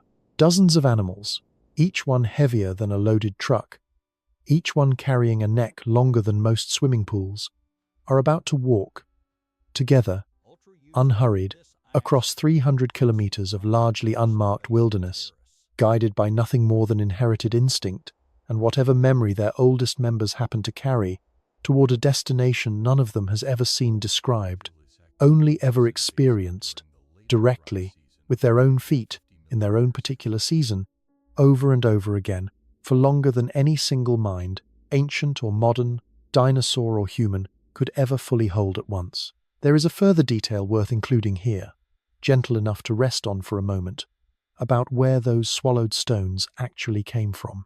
Gastroliths recovered from sauropod rib cages are not random rubble, picked up carelessly from whatever ground happened to be nearby.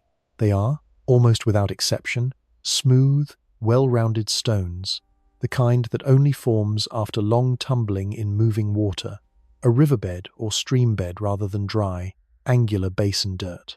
This means that somewhere along its life, likely more than once, an animal like our traveling Camarasaurus had to seek out a very particular kind of ground, a river polishing stones steadily against its bed, and select from among them the handful smooth enough to swallow and keep. Some researchers studying gastrolith distribution have even wondered whether certain sauropods traveled specifically toward known gravel beds to restock these internal mills when their existing stones wore too smooth and light to grind, effectively any longer. One more small, patient errand folded quietly into a life already built around purposeful, repeated movement across the landscape. Growth itself offers one more clue toward understanding how an animal like this endured such a demanding, seasonal life. Bone, sliced thin, and studied under a microscope, preserves growth rings much the way a tree trunk does.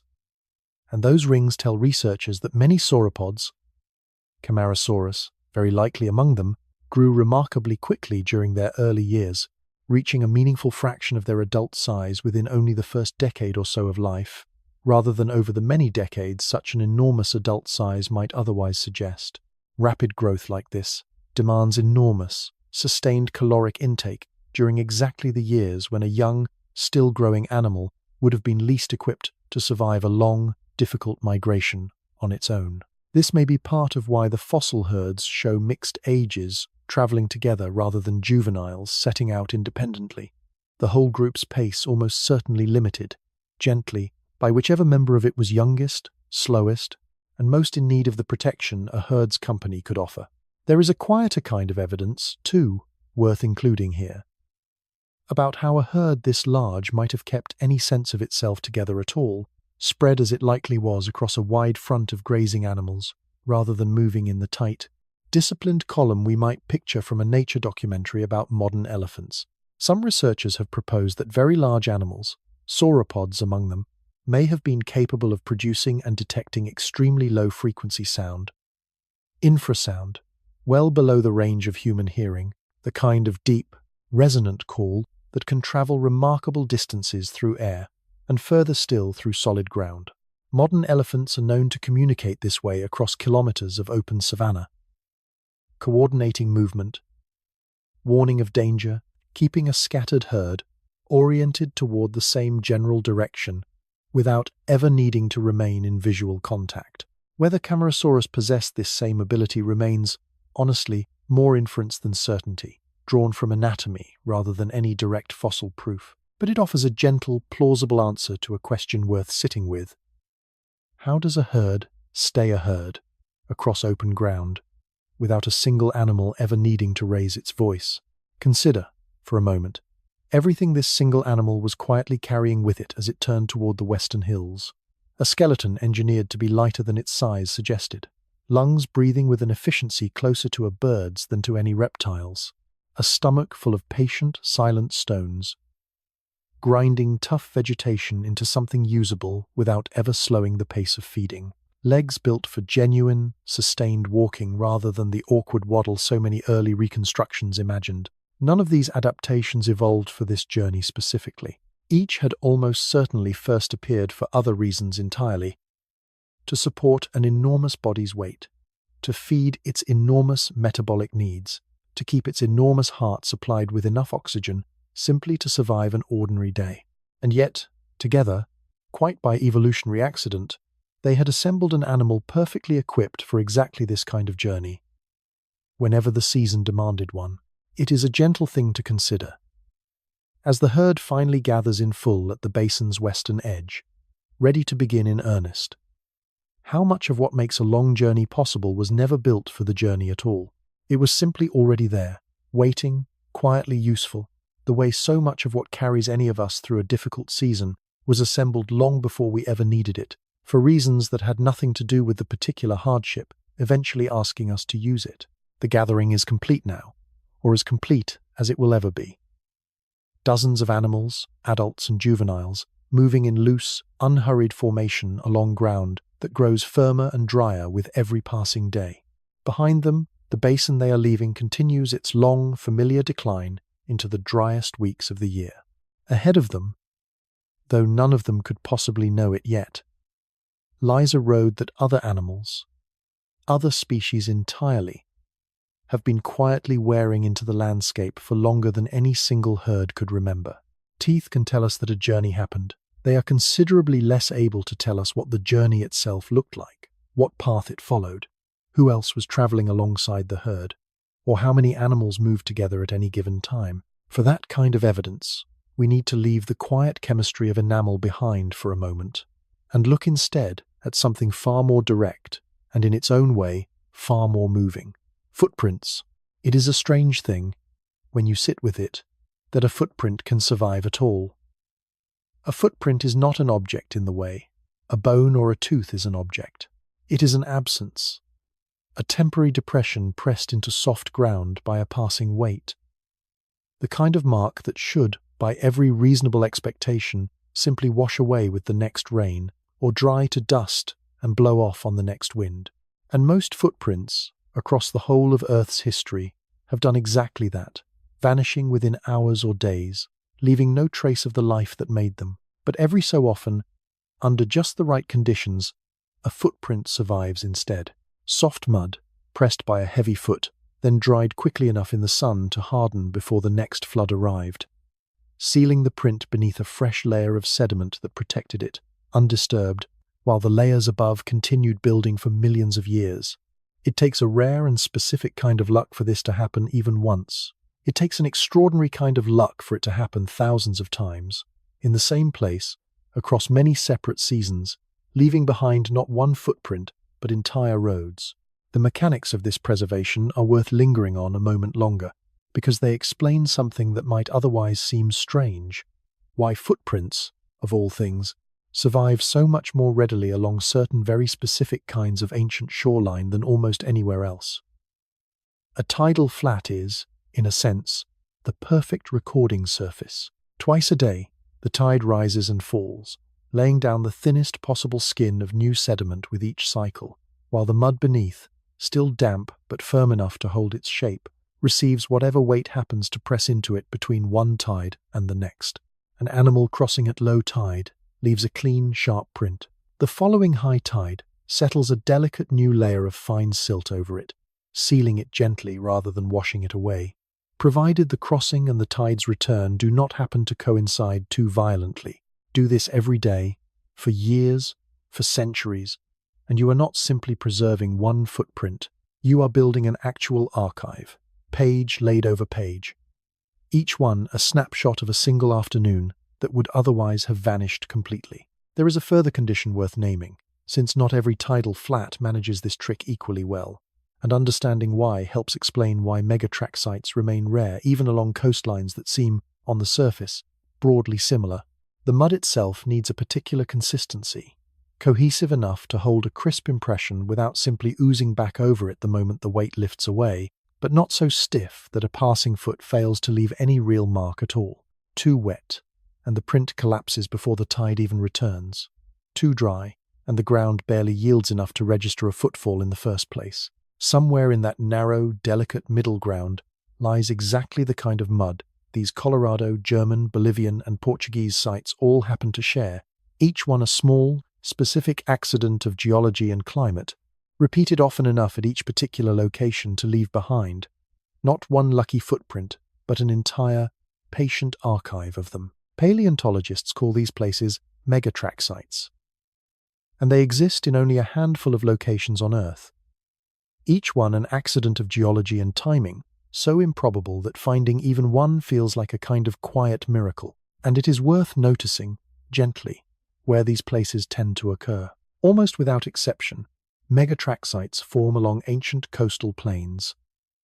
The flat, low-lying margins where rivers meet the sea, where mud is soft and abundant, and where the rhythm of flooding and drying repeats often enough to bury one generation of footprints before the next has a chance to erase it. The very same coastal lowlands that made ideal walking corridors for migrating animals, it turns out, were also the landscapes most likely to preserve the record of their walking. The roads and the memory of the roads were, in a sense, made of exactly the same conditions. One of the most striking of these places lies in what is now Colorado, in rock laid down slightly later than the Morrison Basin itself. In the Cretaceous period, roughly 100 million years ago, researchers who have studied it gave it a name with a wink of genuine affection: the Dinosaur Freeway. Track-bearing beds here stretch for hundreds of kilometers across the old coastal plain, part of what geologists call the Dakota Group, layer after layer of footprints belonging to sauropods, ornithopods, and the theropods that hunted among them, evidence not of a single herd passing through once, but of the same corridor being used. Again and again, season after season, by generation after generation of animals, for longer than we can easily comprehend.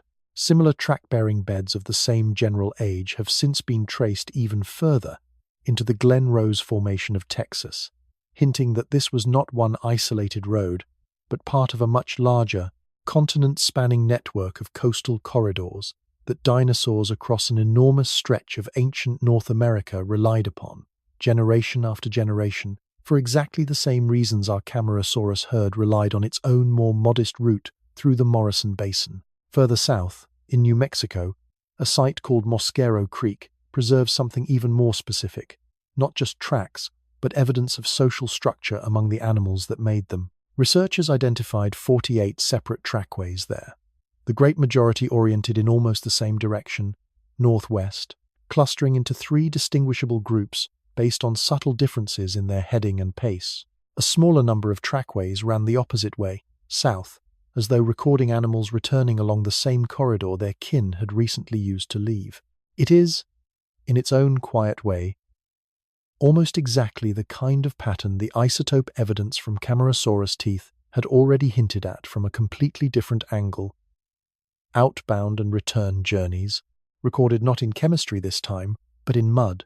Researchers were even able to estimate walking speed from the spacing between individual footprints within each trackway, a measurement called stride length, and found no significant difference in pace between the northwest-bound and southbound groups, suggesting an unhurried, sustained walk in both directions, rather than a nervous, hurried departure followed by some more urgent return. On the other side of the Atlantic, in what is now northwestern Germany, a cluster of track sites near a village called Barkhausen preserves something smaller in scale, but every bit as telling, dated to the late Jurassic, closer in age to the Morrison Basin itself. Trackways there suggest a herd of 10 small to medium-sized sauropods moving together, alongside one considerably larger individual, an arrangement that echoes, almost exactly, the mixed-age herd structure the Morrison bone beds had already suggested from bones alone. Smaller, younger animals, and at least one clear adult, moving as a single group across the same stretch of ancient tidal flat on the same day, leaving a record 2 entirely different kinds of evidence from 2 entirely different countries seem to agree on completely independently. The same stretch of German coastline also preserves the tracks of smaller, two-legged plant-eaters and the sharper, clawed prints of the meat-eating theropods that shared this same old shoreline. A whole community's worth of comings and goings layered quietly into rock that was, for a brief window in the Jurassic, simply the wet, well-trodden edge of the sea. There is a further detail worth adding about this same stretch of German coastline, since it hints at just how long-lived some of these ancient roads actually were.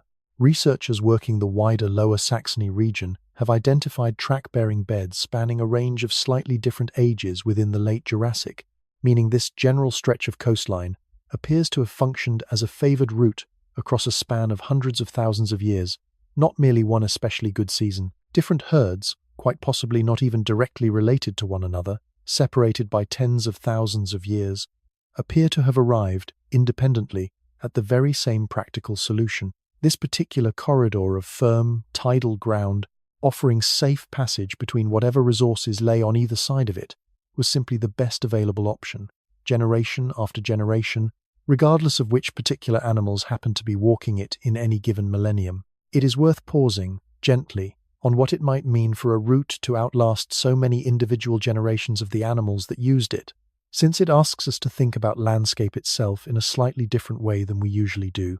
We tend to picture geography as a fixed backdrop against which individual lives play out, mountains and rivers simply there, indifferent, while animals and their fleeting generations move across them. But a favored migratory corridor, worn into repeated use across hundreds of thousands of years, becomes something closer to a living tradition than a simple physical feature, a route whose usefulness was rediscovered, or perhaps never actually forgotten, by successive generations that could not possibly have communicated with one another directly, and yet somehow arrived, again and again, at the very same patient, practical answer to the very same recurring problem. Geography, shaped by need and repeated often enough, begins to function almost like memory, an inheritance passed down not through instruction, but through the simple, physical fact of good ground remaining good ground, waiting patiently for whoever next needed to find it.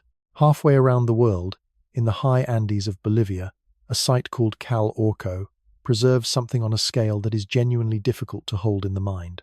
A vast, nearly vertical limestone wall, tilted upright over millions of years by the same slow tectonic forces that raised the Andes themselves, exposes more than 5,000 individual footprints across its face, tracks that were pressed, originally, into flat, horizontal lakeshore mud, before the ground beneath them was folded, tilted, and lifted, until what was once a shoreline now stands almost like the wall of a building. It forms part of a wider network of trackways extending across parts of modern Bolivia, Peru, and Argentina. Evidence of herding behavior among ornithopod dinosaurs recorded not at a single site, but stretched across what is now 3 separate countries, a reminder of how differently the ancient landscape was arranged, and how far these ordinary patient corridors of movement could extend. Visitors to the site today can stand at its base and look almost straight up at a hillside covered in footprints, a strange, quiet vertigo, tracks meant to be walked upon now hanging overhead instead, tilted sideways by nothing more dramatic than the ordinary, patient drift of the Earth's own crust over an almost unimaginable span of time. There is a further detail worth adding about Cal Orco's tracks specifically, since the site preserves not just sauropods and ornithopods, but a genuinely wide cross-section of Cretaceous life passing across the very same ancient shoreline. Theropod tracks appear here too, some belonging to large, solitary hunters, others to smaller, swifter predators moving in what may have been loose groups of their own. Researchers have even identified what may be evidence of a theropod actively following a trail of herbivore tracks, stride matching stride along a similar path, close enough in timing and direction that some have wondered whether it represents an actual, if now frozen and unresolved, moment of pursuit. It is impossible to know for certain, since a single shared direction proves proximity, not necessarily interaction, but it is worth imagining, gently, that this ancient wall, tilted now toward the sky, may hold within it not simply a record of herds passing peacefully through, but the faint, ambiguous trace of an entire ecosystem's ordinary tensions, predator and prey alike, drawn toward the very same patch of good, firm, well-watered ground. There is a closing thought worth resting on here, gently, as this account of ancient roads draws toward its own quiet close. Every megatrack site described tonight, Colorado, New Mexico, Germany, Bolivia, Portugal, sits an ocean or a continent apart from every other, and yet each one preserves, in its own local stone, the very same underlying story. Herds moving together, generation after generation, along corridors of firm, reliable ground toward whatever resources the season demanded. No single Jurassic or Cretaceous animal ever walked all 5 of these roads. No shared instruction passed between the dinosaurs of Portugal and the dinosaurs of Bolivia. Separated as they were by an ocean neither could ever have crossed. And yet the pattern repeats anyway, independently, again and again, wherever similar animals face similar seasonal pressures across a similar kind of landscape, a quiet reminder that some solutions are simply so useful, so deeply suited to the basic shape of the problem they solve, that life keeps arriving at them again and again, wherever on Earth the same underlying question happens to be asked. It is worth carrying one final image forward from this account of ancient roads, before the story turns back to the herd itself and the walk still ahead of it. Somewhere beneath a modern city, or a quiet stretch of farmland, or the floor of an ordinary forest, most people will never think twice about. More of these roads almost certainly still lie buried, undiscovered, waiting in rock that has not yet been exposed, or has been exposed and simply not yet examined by anyone equipped to recognize what they are looking at. The 5 sites described tonight are not the only ones. They are simply the ones patient searching has uncovered so far, out of what was very likely a far larger network of corridors, crisscrossing every continent these animals ever called home, most of it still sealed away, quietly, in stone that has not yet had its chance to speak. There is a gentle thought worth leaving this act on. One final image before the herd's own footsteps take over the story again. A road, once made, rarely announces itself as significant while it is being walked. It simply gets used, day after day, season after season, because it happens to work, because the ground is firm and the water is near and the way forward is, for whatever quiet reason, easier here than anywhere else nearby. Only much later, sometimes millions of years later, does a road reveal what it always secretly was, not just a convenient path from one place to another, but a record, patient and complete, of every single creature that ever trusted it enough to walk it. The Morrison Basin's own roads were no different, worn quietly into use by herds that never once imagined they were building anything worth remembering, and yet built something anyway, simply by walking, together, the same patient way, over and over, for longer than memory itself could ever hope to hold. And in Portugal, at a site called Vale de Meos, more than 700 individual theropod tracks have been identified, organized into roughly 80 distinct one-directional trackways, crossing what was once a tidal flat at the edge of an ancient sea in 2 broadly opposite directions. 700 footprints is not evidence of one animal, or even one small group.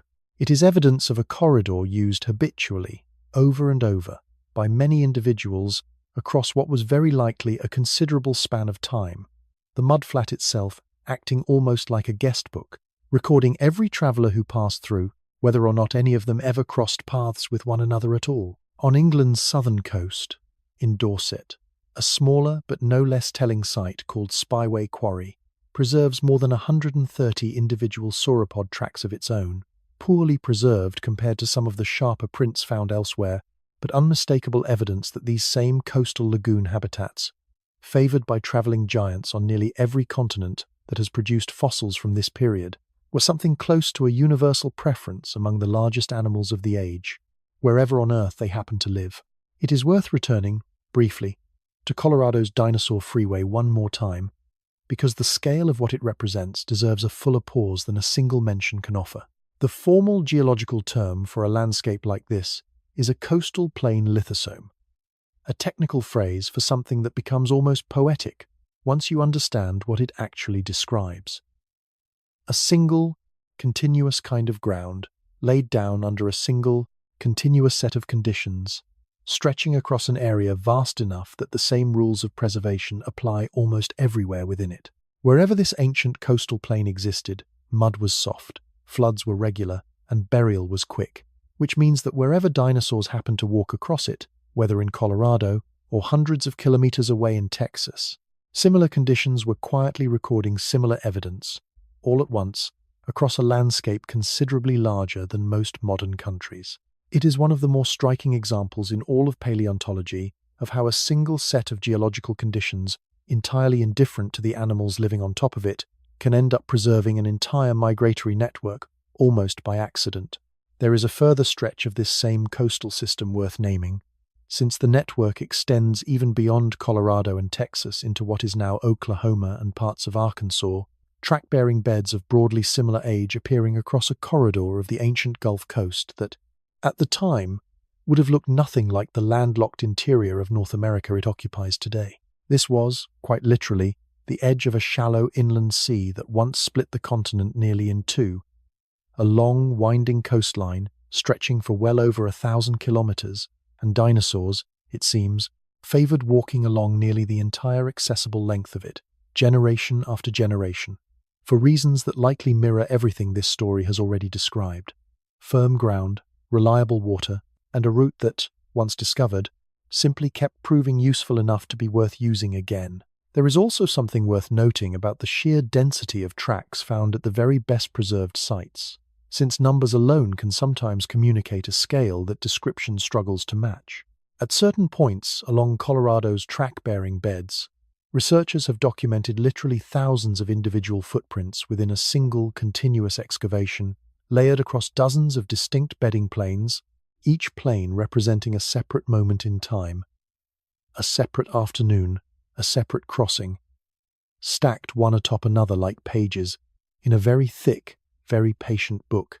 Reading a site like this properly, distinguishing one layer's tracks from the next, working out which prints belong to the same trackway and which merely happen to overlap, is exactly the kind of painstaking, unglamorous work that rarely makes it into a documentary, but without which none of this evidence would ever have been properly understood at all.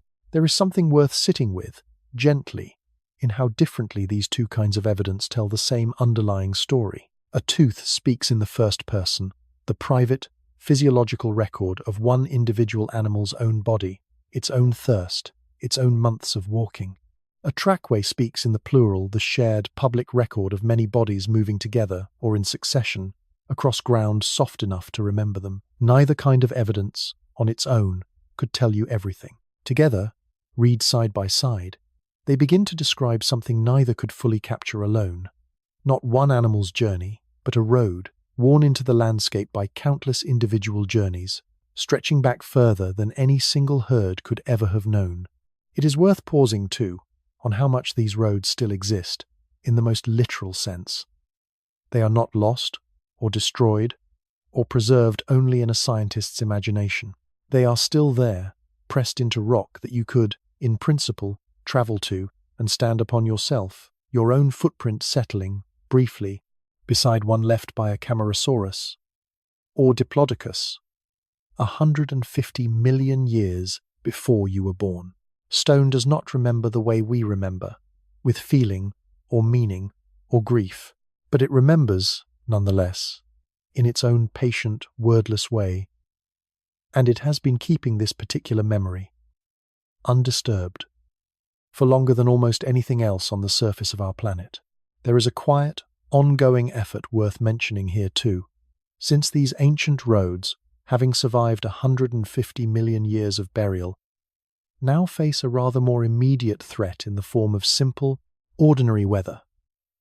Exposed rock erodes, rain, frost, and wind, the very forces that once helped bury and preserve these tracks in the first place, now work steadily to wear them away again, grain by grain, now that they sit exposed once more at the surface. Paleontologists at many of the sites described tonight have turned to increasingly careful documentation, detailed photography, laser scanning, three-dimensional digital models, precisely because they know that some of these footprints, having survived essentially unchanged since the Jurassic or Cretaceous, may not survive many more decades of open-air weathering now that they have finally been rediscovered. It is a strange, almost bittersweet responsibility, working to preserve, digitally, a record that geology itself preserved for free across an almost unimaginable span of time, simply because the very act of uncovering it back into daylight has begun, gently, the slow process of its undoing. There is a particular, quiet kind of feeling that footprints carry, more than almost any other kind of fossil, and it is worth naming gently before we move on. A bone tells you an animal existed. A footprint tells you an animal was here, on this exact afternoon, taking this exact step. Its full weight settling into ground, soft enough to remember the moment precisely. Then lifting away again, already moving on to whatever came next. There is an intimacy in that, a nearness across time that a skeleton mounted behind glass rarely offers in quite the same way. You are not looking at what remained after a life ended. You are looking at a single, ordinary instant, chosen by nothing more meaningful than the accident of which patch of ground happened to be soft enough and dry quickly enough to hold it. It is worth knowing, too, that long before paleontologists ever gave these places their scientific names, some of these same trackways were already known and already carried meaning to the people who lived alongside them. Indigenous communities across parts of North America had observed and interpreted dinosaur tracks in sandstone for generations before formal scientific study began, weaving them into their own oral traditions and explanations of the ancient world, long before the word dinosaur had even been coined. It is a gentle reminder that wonder at these ancient footprints is nothing new, and that the impulse to notice them and to ask what kind of creature could have left them is very likely as old as human presence in these same landscapes. It is worth adding, too, that this same pattern of early recognition appears across other parts of the world entirely, wherever ancient trackways happen to sit exposed and visible long before modern science arrived to name them. Local communities near some European track sites developed their own explanations for oversized footprints found pressed into local stone, sometimes attributing them to giants, sometimes to mythical beasts, sometimes to saints or heroes striding across the landscape in old, half-remembered stories. None of these explanations were wrong, exactly, in the sense that matters here. They were careful, curious attempts to make sense of a genuinely strange piece of physical evidence, using whatever framework of understanding happened to be available at the time, precisely the same impulse that drives a modern paleontologist to slice open a tooth or measure a footprint's stride length. The methods have changed considerably. The underlying human curiosity, faced with an enormous, unexplained mark left in solid rock, appears to have remained remarkably constant across an extraordinary span of human history. There is something particular, too, about how carefully this kind of evidence has to be read, since a footprint, unlike a bone, cannot simply be sent to a laboratory and matched with certainty to a single named species. Researchers instead classify tracks under their own separate naming system, called ichnotaxonomy, assigning names to the shape of a footprint itself rather than to the animal that made it, since the same species can leave subtly different tracks depending on the mud's consistency, the animal's speed, or the angle of its stride, and different, related species can sometimes leave tracks almost impossible to tell apart. It is patient, careful work, matching a footprint's shape, depth, spacing, and orientation against everything else known about the animals living in the same rock layer, before offering even a tentative identification, always held a little more loosely than the confident, tidy label a museum placard might suggest. There is a gentler discovery still waiting in these ancient mudflats, one that widens this story a little further before we return to the herd itself. Not every megatrack site belongs to a single species travelling alone. Act 7, the walk. Let yourself settle now into the walk itself, unhurried, the way the herd itself moved, because there was nothing hurried about any of this. A journey measured in months does not ask for urgency. It asks only for patience, repeated, day after day, until distance simply accumulates on its own, the way anything accumulates when it is given enough quiet, uninterrupted time. Picture the mornings first, the herd rising, if giants so rarely fully lie down, can be said to rise, from wherever the previous evening's grazing had scattered them, gathering again into loose proximity as the light strengthens. Dew, where the ground still holds enough moisture to produce any, catching on fern fronds in the low early sun. The first sounds are quiet ones, the creak and shift of enormous bodies finding their feet, The occasional low groan carried more through the ground than the air. Felt, almost, as much as heard. Then, gradually, movement. Not a march. Something closer to a slow, continuous drift. Dozens of animals grazing their way westward. Mouthfuls taken here and there along the route. The whole herd advancing perhaps only a few kilometers in the length of an entire day. And feeling, from the inside of that day, entirely unhurried. There is a particular quality worth noticing in this kind of early light. The specific, slanting gold of a Jurassic dawn breaking over ground already beginning to warm. Insects, early risers themselves, would have begun their own quiet activity well before the herd's first movements. A low, steady hum, rising gradually alongside the strengthening light. The world's smallest inhabitants keeping their own schedule entirely indifferent to the giants moving through the ferns around them. Somewhere overhead, the first pterosaurs of the day would have been lifting off from wherever they had roosted overnight, catching the earliest thermal currents rising off ground. The sun had only just begun to warm, their silhouettes small and distant against a sky still holding on to the last cool blue of night. It would have been, in its own quiet way, an unremarkable morning, indistinguishable from countless others the herd had already walked through. And precisely because of that ordinariness, exactly the kind of morning most likely to have actually happened, again and again, across the whole long span of this journey's history. The ground itself would have changed slowly beneath their feet, so gradually that no single day would have felt very different from the one before it. Cracked basin mud giving way, over the first stretch of the journey, to firmer, drier soil, studded with low scrub and scattered stands of conifer. Rivers, where the herd's path happened to cross one, would have offered brief, welcome relief, a chance to drink deeply, to linger a little longer than usual in the shade of whatever taller vegetation grew along the banks, before the pull of the wider herd's slow momentum drew them onward again. There would have been an evening rhythm, too, its own quiet counterpart to the unhurried mornings. As the light lengthened and softened toward dusk, the herd's pace, never especially urgent even at midday, would have slackened further still, individual animals drifting to a stop wherever the grazing happened to be, good enough to hold their attention, the wide, loose scatter of the daytime herd settling gradually into a looser, more restful cluster for the night. There is no evidence that sauropods slept the way we do, lying down for extended, vulnerable stretches. Some researchers suspect they rested standing, weight settled evenly across 4 columnar legs, built to bear it indefinitely, drifting into whatever a 20-ton animal's version of sleep might resemble without ever fully lowering itself to the ground at all, always ready, in some dim, instinctive way, to resume the walk should anything disturb the herd's fragile, communal calm. It is worth imagining, gently, what this standing rest might actually have looked like from a short distance away, since it offers one of the more peaceful images this whole story has to give you before sleep finally arrives of your own. Dozens of enormous shapes, still and quiet against a darkening sky, close enough together to feel the reassurance of numbers without needing any of the daytime's purposeful drift. No single animal fully unconscious, in the way we understand sleep, but something closer to a deep, communal stillness.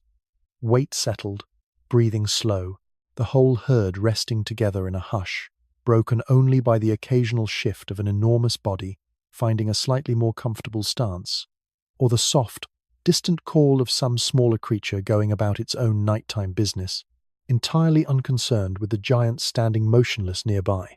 Water crossings deserve their own moment of attention, since they were very likely the single greatest hazard along the entire route, more dangerous, in all likelihood, than any predator patient enough to be shadowing the herd from a distance.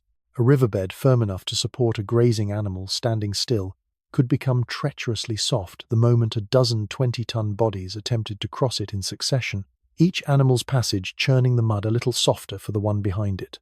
Herds crossing rivers today, elephants especially, are known to test footing carefully, sometimes doubling back, sometimes finding a firmer crossing point further along the bank, before committing the whole group to the water. It is not unreasonable to imagine something similar here, an unhurried, almost exploratory pause at each new river, the herd's collective, inherited caution outweighing whatever urgency the journey itself might otherwise have demanded. It is worth imagining, too, the particular hush that would have settled over a crossing itself, however routine, since even an ordinary river crossing carries its own small charge of attention for any animal, however experienced. The lead animals, whichever individuals happened to be nearest the water's edge when the herd's slow drift brought it there, would have tested the footing first, weight shifting cautiously forward, ears and nostrils, in whatever sense a Camarasaurus possessed, either alert for anything unusual in the water's movement or scent. Only once the crossing proved sound would the wider herd have followed, string after string of enormous bodies wading through water that, for a few brief minutes, would have reflected a procession unlike almost anything the modern world can still offer to witness. Dozens of towering, long-necked shapes moving unhurriedly across a river under an afternoon sky, their reflections rippling and reforming with every slow, deliberate step. There is something to be said here for the particular texture of a very long, very slow effort.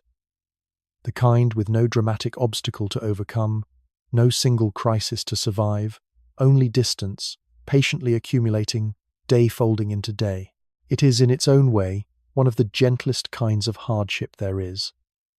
Nothing about it demands to be remembered as an event. It simply has to be walked through, one unremarkable day after another, until, eventually, without any particular day standing out as the turning point, the destination arrives.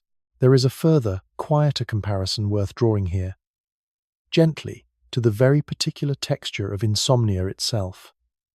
Since anyone lying awake tonight, listening to this story, already knows something about long, undifferentiated stretches of time that refuse to organize themselves into anything as tidy as a clear beginning, middle, and end.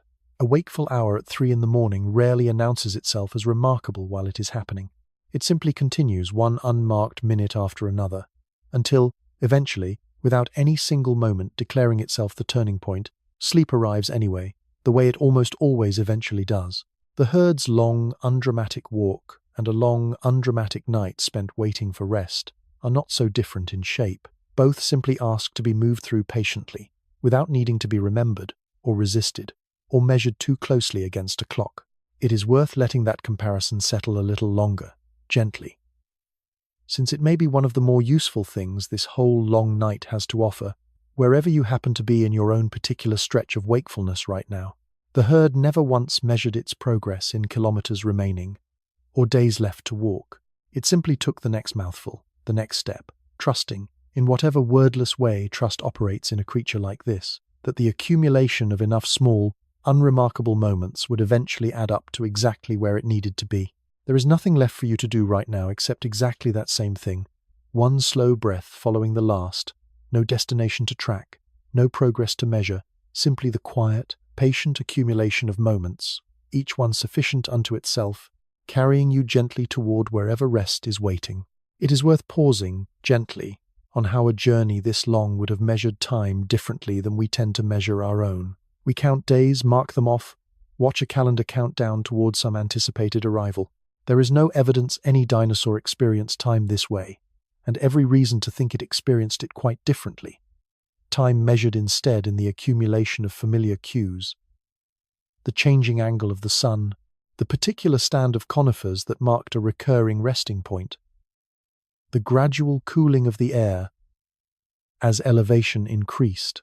This is, in its own way, a gentler relationship with a long effort than the one we usually carry into our own difficult undertakings, counting down, watching a clock, measuring progress against an expected finish line.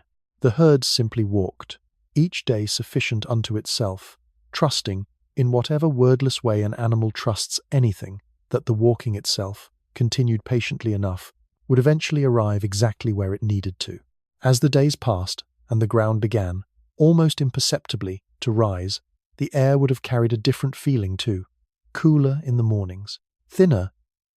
In some faint way the body notices before the mind does. The conifers grew denser here, taller in places, their shade a small, welcome mercy against a sun that, even this far from the driest part of the basin, still carried real heat through the middle of the day. Somewhere in these changing hills, streams ran that had never touched the basin's dry rivers at all, water falling as rain not far from where it was drunk, carrying, though none of the herd could ever have known it, the very isotope signature that would eventually let a very different kind of traveler, one still tens of millions of years from existing, read this whole journey back out of a single fossilized tooth. There is a rhythm worth naming here too, one that likely governed the pace of the whole journey more than any single factor, and it is the rhythm of grazing itself. A Camarasaurus did not walk and then stop to eat, the way a person might travel and pause separately for meals. Feeding and walking were very likely woven together throughout each day. The herd's forward progress, essentially a byproduct of continuous, unhurried grazing, each animal cropping mouthfuls from whatever grew within reach as it moved, drifting onward, mainly because the best remaining food lay a little further ahead, rather than moving with any independent sense of distance or destination at all. This is worth holding on to, gently, as a different, perhaps gentler model of travel than the purposeful hiking or driving we usually imagine when we picture a journey. Movement here was less a decision than a consequence, distance accumulating quietly behind an animal simply doing what it always did, one contented mouthful at a time. There is a further, quieter implication worth drawing from this feeding rhythm, since it changes, gently, how we might think about effort and reward across the whole length of this journey. A person walking toward a distant destination experiences the walking itself as a cost, something endured in exchange for an arrival that lies somewhere ahead, still unearned. A Camarasaurus, grazing its way slowly westward, experienced something considerably less separated. The food was not a reward waiting at the journey's end.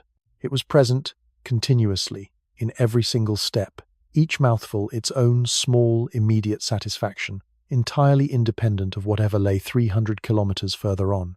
There was no delayed gratification here, no distant goal being worked toward at the expense of the present moment.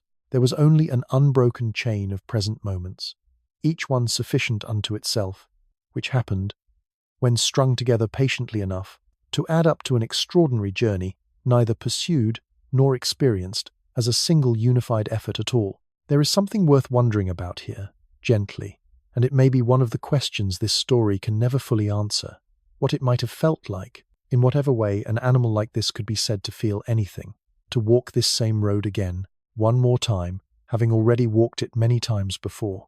Recognition, perhaps, of some kind, a familiar bend in a long, dry riverbed, a particular stand of conifers that had marked, every year, roughly the journey's halfway point. We cannot know, but the herd's own steady, unhesitating pace across ground, with no obvious markers to a human eye, suggests, at the very least, that this was not unfamiliar territory. It suggests a route walked often enough to have become, in whatever sense applies to an animal like this, something close to memory. There is a modern comparison worth drawing here, gently, since long-distance route memory of exactly this kind has been documented with real scientific confidence in animals alive today. Elephant matriarchs are known to lead their family groups towards specific, distant waterholes during severe droughts. Waterholes some younger members of the herd may never have personally visited before, drawing on decades of accumulated memory built up across a long lifetime of experience. Researchers studying African elephant populations have found that herds led by older, more experienced matriarchs consistently fare better during drought years than herds led by younger animals. The older animals stored memory of the landscape, functioning almost like a living map, passed down not through instruction, but through the simple, patient act of being followed. If Camarasaurus herds carried anything resembling this same capacity, and there is no obvious reason to assume they did not, then the oldest, most experienced animals within any given herd may have been carrying something genuinely precious with them on this journey, a memory of exactly where good ground could still be found, built up across a lifetime, and available to the whole group simply by virtue of staying close enough to follow. There is something worth carrying forward from this comparison, gently, as the walk itself continues tonight. Knowledge, in a herd like this, was never truly individual property, held privately by whichever animal happened to possess it. It was a shared resource, distributed unevenly but genuinely across the whole group. The oldest carrying the most, the youngest carrying the least. Everyone benefiting simply by remaining close enough to the collective memory the herd as a whole represented. There is a quiet comfort worth taking from that. if you let it settle. The reminder that you need not personally hold every answer to move safely through something difficult. Sometimes it is enough to stay close to those who remember the way, and to trust, as the herd itself seems to have trusted, that the accumulated wisdom of many patient journeys, carried forward by whoever happens to be old enough to hold it, will be more than sufficient to see the whole group through. It is worth letting the walk itself settle a moment longer here, gently, before we finally follow the herd the rest of the way to the highlands, since so much of tonight's story has now passed through this single long, patient stretch of ordinary days. The mornings rising slow and gold across the drying basin's edge, the unhurried grazing that doubled, always as forward motion. The company of pterosaurs overhead and small unseen mammals in the undergrowth, the rivers crossed with care, the evenings settling into standing, communal rest, one day dissolving into the next with barely a seam between them. This is what most of any long journey actually consists of.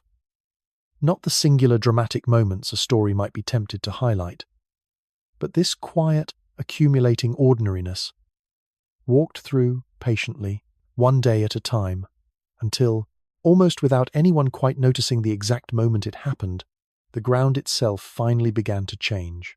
The herd did not travel alone, of course, and it is worth spending a little time with the company that shared this road, because the fossil evidence for that company is some of the most quietly remarkable this story has to offer. Allosaurus, the Morrison Basin's principal predator, almost certainly shadowed herds like this one at a comfortable, patient distance, the way large predators so often do around large herds of herbivores today. Watching, waiting, rarely bold enough to challenge a healthy adult directly, but always alert to the young, the injured, the animal that fell even slightly behind the safety of the group. This would not have been a constant, active danger, the kind that keeps a herd in a state of permanent alarm.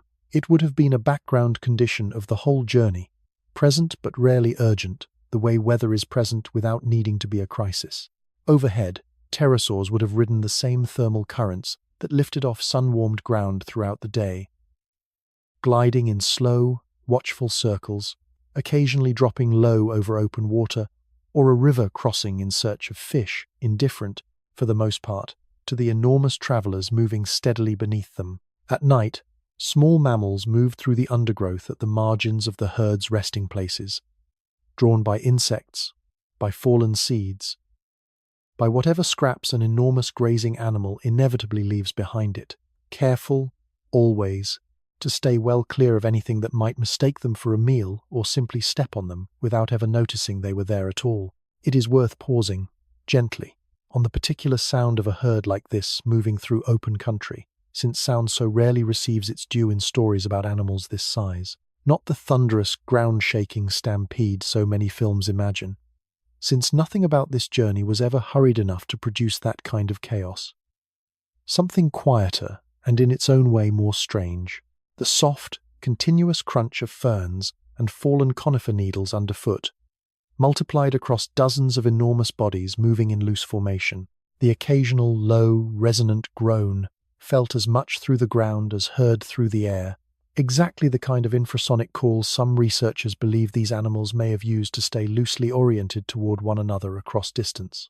And beneath all of it, a persistent, almost rhythmic vibration transmitted through soil and stone alike, the accumulated, layered footfall of creatures whose individual steps, taken one at a time, would barely disturb the ground at all, but whose combined weight, moving together, hour after hour, day after day, left an impression the Earth itself would carry for 150 million years.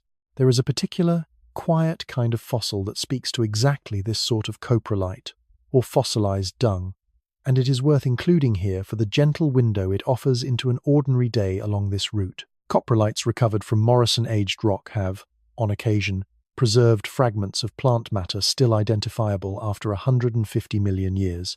Conifer needles, fern fronds, the coarse, fibrous remains of exactly the kind of tough vegetation Camarasaurus's spoon-shaped teeth were built to process. Even something as unglamorous as ancient waste, it turns out, becomes a diary of its own, confirming, in its own humble way, precisely the diet the teeth themselves already suggested, laid down somewhere along a route, very much like the one our herd was patiently walking. It is worth pausing, too, on the particular company of insects that would have accompanied the herd throughout its journey, a detail easy to overlook entirely, but very unlikely to have been absent from any real Jurassic landscape. Dung beetles, or something functionally similar to them, almost certainly followed behind grazing sauropod herds, drawn to the enormous, regular deposits an animal this size inevitably produced, playing the same quiet ecological role their modern descendants still play on the plains of Africa today, breaking down and recycling waste back into the soil far faster than weather alone ever could. Dragonflies with wingspans considerably larger than anything alive today would have hunted smaller insects in the clearings the herd's own grazing helped create, opening gaps in dense fern cover that let sunlight, and with it a whole different community of smaller life, reach the forest floor.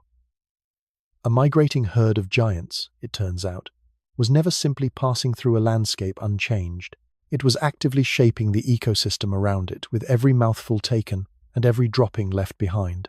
A slow, patient gardener whose influence rippled outward through the smallest, least visible corners of the world it moved across. It is worth pausing on a discovery made only recently, in a different place and a slightly later time than the Morrison Basin itself, because it changes, gently, how we might picture company like this. For a long time, paleontologists generally assumed that herding, where it occurred among dinosaurs at all, happened within a single species, one kind of animal moving together, much as a modern herd of wildebeest travels as wildebeest, or a flock of geese as geese. But trackways discovered in Alberta, in rock roughly 76 million years old, tell a different, richer story. Preserved there, on the same ancient mudflat, are the tracks of at least 5 horned ceratopsian dinosaurs walking together, and moving directly among them, on the very same surface, the tracks of an armored ankylosaur, a heavily built, tank-like herbivore from an entirely different family, and crossing perpendicular to the whole group, 2 sets of tyrannosaur tracks, walking side by side. Researchers studying the site have been careful, as good researchers always are, to note that these tracks might not all have been made in the very same hour, or even the very same day. The soft mudflat that preserved them may have stayed exposed and receptive to new footprints for days, even weeks, before it was finally buried and sealed. What the tracks may capture, then, is not necessarily one single dramatic scene playing out all at once, but something perhaps even more interesting, a montage layered gently across a longer window of time or of different animals from different families, using the very same safe, familiar corridor, whether or not they ever crossed paths with one another directly. Either way, it offers a gentle, generous correction to how we might have pictured a scene like this before. Not one species, moving in isolation through an empty landscape, a shared road instead, used by many different kinds of travelers, each pursuing their own quiet purpose, each leaving their own trace in the same soft ground, a landscape considerably less lonely and considerably more communal than the solitary giants of old documentaries ever suggested. There is a gentler, quieter kind of danger worth including here too, one with nothing predatory about it at all. Weather, on a journey this long, was never going to remain uniformly kind. Sudden storms, common enough along the margins of any seasonally dry landscape, could turn a firm, dusty trail into a treacherous stretch of mud within a single afternoon, or swell a shallow, easily forded stream into something considerably more dangerous within hours. A herd caught in open ground during such a storm would have simply endured it, the way any animal endures weather it cannot outrun or outthink, backs turned patiently into the wind, waiting, as they had waited out so much else on this journey, for conditions to pass and the walk to resume. There would have been quieter pleasures too, worth including alongside the hardships, since a months-long journey is rarely made of hardship alone. A particularly good stand of conifer, untouched by any other grazer, discovered midway through an otherwise unremarkable day. A cool, clear stream, better tasting somehow than the muddy, familiar water of the basin left behind. The simple, wordless comfort of moving in the company of dozens of others. Never truly alone, the herd's collective presence, a kind of ambient safety that asked nothing of any single animal beyond the willingness to keep pace with those around it. These are the kinds of details the fossil record can only gesture toward, never confirm outright. But they are worth imagining anyway, gently. because a journey undertaken every single year, for millions of years, by animals that clearly continued thriving throughout, was very likely not an unbroken trial. It was, more probably, simply another season, with its own particular textures of both difficulty and ease, folded into the wider rhythm of an ordinary, extraordinary life. There is one more thing worth settling into. Gently. Before the herd itself reaches the higher ground it has been walking toward all this time. The highlands, when they finally arrived, were never going to be some triumphant destination, a reward earned at the end of a difficult trial. They were only ever the far point of a longer, larger loop, a halfway mark rather than a finish line, and there is something quietly worth carrying with you in that too, as your own thoughts continue to slow tonight. Not every effort is building toward an arrival that changes everything. Some efforts are simply the outward half of a longer, gentler rhythm, one that was always going to bring you home again. Somewhere in the 3rd or 4th month of walking, the herd would have arrived, gradually rather than suddenly, at ground that felt genuinely different beneath their feet. Not a single dramatic threshold crossed in one afternoon, but a slow accumulation of small changes, each one unremarkable on its own, adding up, over enough days, into a landscape that no longer resembled the basin they had left behind at all. It is worth pausing on the particular sensation of that final approach. The last handful of days before the ground's character genuinely shifted. Since even a slow, gradual change eventually produces something recognizable as an arrival, however undramatic. The conifers here would have grown taller and more closely spaced than any the herd had passed through in weeks, their canopy beginning, for the first time since leaving the basin, to offer genuine, continuous shade rather than the scattered, isolated stands scattered across the drier lowland approach. The ground itself would have firmed differently underfoot, less the loose, dusty soil of the transitional foothills and more a settled, humus-rich earth built up over seasons of leaf litter and steady rainfall, the kind of ground that holds a footprint cleanly rather than crumbling away at the edges. Small details, each one unremarkable in isolation, together adding up to an unmistakable sense, however wordless, that the walking, for now, was finally done. The air here carried a persistent coolness, even at midday, that the lowland basin rarely offered outside of its wettest months. Streams ran clearer and colder, fed by rainfall that had only recently fallen nearby, rather than by the long, slow drainage of a distant wet season working its way down through cracked, thirsty ground. And everywhere, green persisted in a way it simply did not anymore, back in the basin they had left. Ferns stood full and unwilted. Conifers held their needles in dense, healthy stands, rather than the sparse, sun-stressed cover of the driest lowland ground. This was not a lush, tropical abundance. It was something quieter and more modest than that. A landscape simply spared the worst of the season the herd had spent months walking away from. It is worth pausing on the particular plants that would have greeted the herd here, since the highland flora, while still built from the same broad Jurassic palette of conifer, fern, and cycad found throughout the basin, likely carried its own distinct character shaped by cooler, wetter conditions. Certain conifer families, the kind that favor cooler, better-watered slopes even today, may have grown in denser stands here than anywhere in the drying lowlands. Their needles are richer, deeper green, less bleached by the relentless sun the basin's own trees had to endure through the driest months. Ginkgo-like trees, another familiar presence throughout the Jurassic world, may have added their own broad, fan-shaped leaves to the mix, rustling with a different, softer sound than the stiffer conifer needles surrounding them. One more small, sensory detail separating this refuge from the world the herd had left behind. It is worth imagining the reticular the particular quality of light filtering down through this denser highland canopy, since it would have differed noticeably from the more open, sun-blasted stands of the drying lowland basin, where the basin's sparse, sun-stressed conifers let harsh, direct light reach the ground almost unbroken. This fuller, healthier highland canopy would have scattered and softened the same sunlight into a shifting, dappled mosaic, patches of brightness moving slowly across the forest floor as branches swayed overhead, shade pooling cool and welcome beneath denser stands.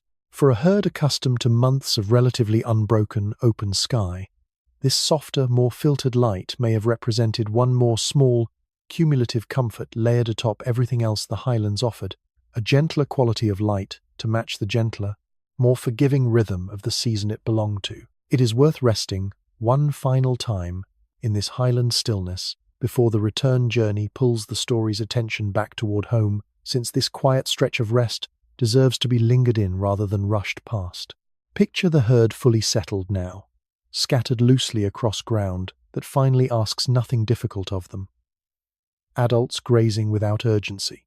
Juveniles, freed from the steady discipline the long walk demanded, wandering a little further from the group than they might otherwise have dared, testing the safety of a landscape that, for now, holds no particular danger they have not already learned to recognize. Somewhere nearby, a stream continues its quiet, steady sound, the same sound it has carried through every season for longer than any single herd could ever have known. This is what safety, hard-won and genuinely temporary, actually looks like from the inside. Not triumph, not celebration, simply the quiet, ordinary business of living continuing on, undisturbed, for exactly as long as the good ground allows it to. There is a final, closing image worth leaving this act on, gently, before the return journey pulls the story's attention gradually back toward home. Somewhere in this highland stillness, an old Camarasaurus, one that has walked this particular loop many times before, stands quietly at the edge of the herd, weight settled evenly across four broad, patient feet, head lowered toward whatever good, unhurried mouthful happens to be within reach. It carries no sense, in any way we could recognize, of triumph or accomplishment, no awareness that this particular rest, this particular season, this particular herd will one day become the subject of a story told to someone falling asleep 150 million years in the future. It simply rests, the way it has always rested, in ground that has, once again, proven generous enough to be worth every difficult step it took to reach. It is worth remembering, gently, that there were no permanent ice caps anywhere on the planet during this period, not at either pole, and the word highland here should not be pictured as anything approaching the alpine cold of a modern mountain range. This was simply higher, relatively cooler ground, catching rain more reliably than the basin below it, enough of a difference to matter enormously to an animal whose entire journey had been organized around exactly that difference, and no more dramatic than it needed to be to explain why so many giants found it worth 300 kilometers of walking to reach. It is worth pausing, too, on what geologists can actually tell us about the elevation of this highland ground, since the phrase higher, cooler ground can otherwise remain a little too vague to properly picture. Sediment studies and the distribution of certain rock types suggest these western highlands likely rose no more than a few hundred meters above the basin floor, a modest elevation by modern mountain standards, closer to gently rolling upland than anything resembling a true alpine range. And yet, as anyone who has walked even a few hundred meters uphill on a hot day already knows, even a modest change in elevation can produce a genuinely noticeable shift in temperature and rainfall, roughly half a degree cooler for every 100 meters climbed, a small, steady difference that, compounded across an entire dry season, was evidently enough to separate a landscape worth abandoning from one worth walking 300 kilometers to reach. Picture the herd settling into this new ground, the way any traveler settles into a familiar rest after a long effort, not with celebration, because there is no reason to think an animal like this experienced anything resembling celebration, but with something closer to ease. Grazing slows, in a sense, becomes less urgent. Less a matter of covering ground efficiently, and more a matter of simply eating well, in one place. For as long as the place continues to provide, weeks might have passed this way, the herd spreading out further than it had during the walk itself, no longer needing to move together with quite the same purposeful drift, individual animals wandering a little further from their neighbors to graze a particularly good stand of conifer or fern, then drifting back again, the whole group loosening, gently, the way any group loosens once the shared pressure that had been holding it tightly together finally eases. There is something worth noticing in how a herd's very structure seems to shift once real pressure finally lifts, since it mirrors a pattern worth recognizing in far more than sauropod behavior alone. Under pressure, a group tightens, individuals staying close, movements synchronized, attention narrowed toward the single shared task of simply getting through. Once that pressure eases, the same group tends to loosen almost automatically, individuals drifting further apart, attention widening back out towards smaller, more personal concerns, a particularly good patch of fern, a comfortable spot to rest. The small, ordinary pleasures that a shared crisis has no room for, but that an eased, settled season allows back in. The Morrison Basin's herds, tightly bunched across 300 kilometers of open, uncertain ground, loosening gradually into a wider, more relaxed scatter once the highlands finally offered enough for everyone, were very likely following exactly this same universal pattern, one that shows up wherever any group of animals, our own included, moves from hardship back into something closer to ease. There would have been other travelers here too, drawn to the same generous, well-watered ground by their own versions of the very same seasonal pressure. Since the Morrison Basin's giants were very unlikely to have been the only animals seeking relief in these highlands each year, smaller ornithopods, quick and lightly built, may have moved through the same conifer stands, browsing lower growth the sauropods left untouched. Early mammals, no larger than a modern shrew, would have continued their quiet, unseen lives in the leaf litter here, just as they had in the basin. The change in elevation meaning very little to a creature whose whole world was measured in a few careful meters of undergrowth. And Allosaurus, or one of its relatives, almost certainly followed at least part of the way, since a concentration of large, well-fed herbivores rarely goes unnoticed for long by whatever predator shares its range, patient and opportunistic here, just as it had been back in the drying basin below. It is worth imagining, too, what the highlands might have offered specifically to the herd's youngest members, since a season of relative abundance would have mattered most, in the end, to the animals still growing fastest. Juvenile Camarasaurus, still climbing rapidly through those early years of accelerated growth the bone rings describe, would have benefited enormously from a stretch of weeks spent grazing rich, uncontested vegetation, building reserves of fat and muscle before the long walk home, and the leaner months that would eventually follow it. It is not unreasonable to picture the highlands functioning, in part, as something like a nursery season, less critical to the survival of the herd's largest, most established adults, who could likely have endured the basin's dry months through sheer size and reserve alone, and more critical to the herd's smallest, most vulnerable members, for whom this single stretch of good, reliable feeding may have made the difference between a healthy year and a genuinely difficult one. Sound would have carried differently in this higher, cooler air too, worth pausing on for a moment, since sound is so often the last sense we imagine when picturing an ancient world built mostly from bone and stone. Cooler air holds sound less diffusely than the heat-shimmered air of a dry lowland afternoon, meaning the low, resonant calls researchers believe many sauropods may have been capable of producing infrasound too deep for a human ear to register directly, but felt, perhaps, as a faint pressure in the chest, may have travelled further and more clearly here than anywhere else along the herd's entire route. If these giants ever called to one another across distance, in whatever way large-bodied animals do, the highlands, cool, still, and comparatively quiet, may have been the one place along this whole long circuit where such a call could carry furthest. There is a gentler kind of sound worth imagining here too, alongside whatever deep, resonant calls the herd itself may have produced, since a highland forest carries its own quiet soundscape entirely independent of the giants passing through it, wind moving differently through denser, taller conifers than it ever could through the sparser, sun-stressed trees of the drying basin, a fuller, more layered sound, closer to a continuous, soft rushing than the basin's drier, sharper rustle. Streams running audibly again after months of near silence in the lowlands, water over stone, a sound the herd may not have heard uninterrupted for the better part of a year. Small nighttime creatures, insects, and early mammals alike, filling the darkness with a chorus considerably richer than anything the parched, quiet basin could offer during its hardest weeks. Even without a single sauropod call, this highland world would have sounded, to whatever extent sound mattered to an animal like this, considerably more alive than the place they had left behind. There is something worth sitting with, quietly, in this idea of arrival as rest rather than reward. We are so often taught, in the stories we tell about journeys, that arrival means something has been won, some prize claimed at the end of a trial. This journey suggests something gentler. The highlands were not a prize. They were simply where the food and water still were, and the herd's only task, having arrived, was to do what it had always done, quietly, unremarkably, for as long as the good ground continued to hold.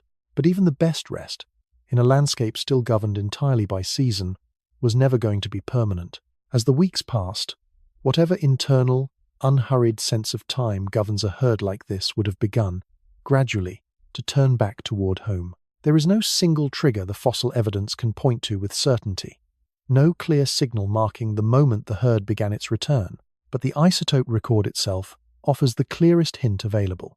Several of Frick's sampled teeth showed the signature drifting back in their final, most recently formed layers, from the lighter highland values towards something closer to the basin's own signature once again, evidence not simply of arrival, but of departure, the same journey, retraced before that particular tooth was finally shed. It is worth pausing, gently, on the particular texture of these highland weeks a little further, since rest itself has its own quiet rhythm worth honouring alongside the more dramatic rhythm of the walk that preceded it. Mornings here would have opened more slowly than they had along the route, the herd under no particular pressure to gather and drift onward the moment the light strengthened. Individual animals might have lingered far longer at a single favoured stand of conifer, returning to it day after day rather than moving on to fresh ground, the way any traveller settles into small, repeated routines once the pressure of covering distance finally eases. There is a kind of peace in this picture worth sitting with, gently, as your own evening settles further into rest. Even an animal built for extraordinary endurance needed, eventually, simply to stop, and to let a good place be enough, for as long as it remained good. It is worth pausing, gently, on why a return would have made sense at all, rather than simply remaining in this cooler, greener ground indefinitely. Two answers, likely working together rather than separately, seem the most probable. The first is water and season itself. The basin's dry period, however severe, was never permanent. Somewhere back home, the rains the herd had left behind were, by now, likely beginning to return, refilling the rivers, softening the cracked mud, coaxing the basin's own vegetation back toward the green abundance it had carried before the dry months began. The very hardship that had driven the herd away in the first place was, by the time of the return leg, already resolving itself. It is worth naming, too, why the highlands themselves could not simply have become a new, permanent home, since the question is worth asking honestly, rather than assuming the answer. Highland ground, however comfortable for a season, likely carried its own limits, a smaller total area than the basin itself, a plant community perhaps less suited to sustaining the same enormous population year-round, and quite possibly its own resident herbivores already drawing on whatever the land could regularly provide. A landscape generous enough to support a temporary influx of visiting giants for a few months each year is not automatically generous enough to support that same population permanently. 12 months out of 12, indefinitely, the basin, whatever its seasonal hardship, evidently offered something over the full annual cycle that the highlands alone could not quite match. Enough, at least, that generation after generation of Camarasaurus kept choosing to return to it, rather than simply staying where the walking, each year, finally ended. The second likely answer is something closer to home in the more literal sense. Nesting grounds, where sauropods are believed to have returned generation after generation to lay their eggs in the same familiar sites. Much as certain sea turtles do today, may have exerted their own quiet pull, drawing travellers back towards specific, familiar stretches of the basin regardless of how comfortable the highlands themselves remained. A landscape can offer plenty of food and still not be home, and it may be that home, for a Camarasaurus, meant something considerably more specific than simply wherever the grazing happened to be good that particular season. It is worth holding both distances alongside each other for a moment, gently, the way the reference point makes the whole journey easier to picture properly. 300 kilometers is a genuinely long way to walk, further than the entire home range of a modern elephant. An animal already famous for covering enormous distances across a single dry season, and yet it is only a small fraction, of the distance covered every single year by the greatest living land migration left on Earth today. The caribou of the Northern Hemisphere some of which travel more than 5,000 kilometers between their summer and winter ranges, a distance that would have carried our Camarasaurus back and forth across its own 300-kilometer route more than 8 times over. There is a comparison worth making, too, to the great wildebeest migration of East Africa, since it is likely the migration most familiar to anyone who has watched a nature documentary. More than 1 million wildebeest circle the Serengeti and Masai Mara each year, following rainfall and fresh grass across a route of roughly 800 kilometers, a round trip considerably longer than our Camarasaurus herd's own 300-kilometer journey, but undertaken by animals a tiny fraction of a sauropod size, weighing perhaps a few hundred kilograms rather than 20 tons. Distance alone was never going to be the most meaningful measure here. The wildebeest migration is remarkable for its scale of numbers and distance. The Camarasaurus migration is remarkable for something almost the opposite: the sheer physical improbability of moving a body that size, at all, across any distance whatsoever, let alone one this considerable, season after season, for millions of years running. There is one final comparison worth offering, gently, since it draws the measure of this journey back down to something closer to ordinary human experience. 300 kilometers is roughly the distance many people today might drive in a single, unhurried day on a modern highway, an afternoon's errand by car, barely worth mentioning as a journey at all in a world built around fast, effortless travel. And yet that same distance, covered on foot, at the unhurried pace of continuous grazing, by an animal with no roads, no maps, and no destination marked on anything but inherited instinct, stretched across 4 full months of patient, ordinary effort. It is worth sitting with that difference for a moment, gently, as your own evening winds down.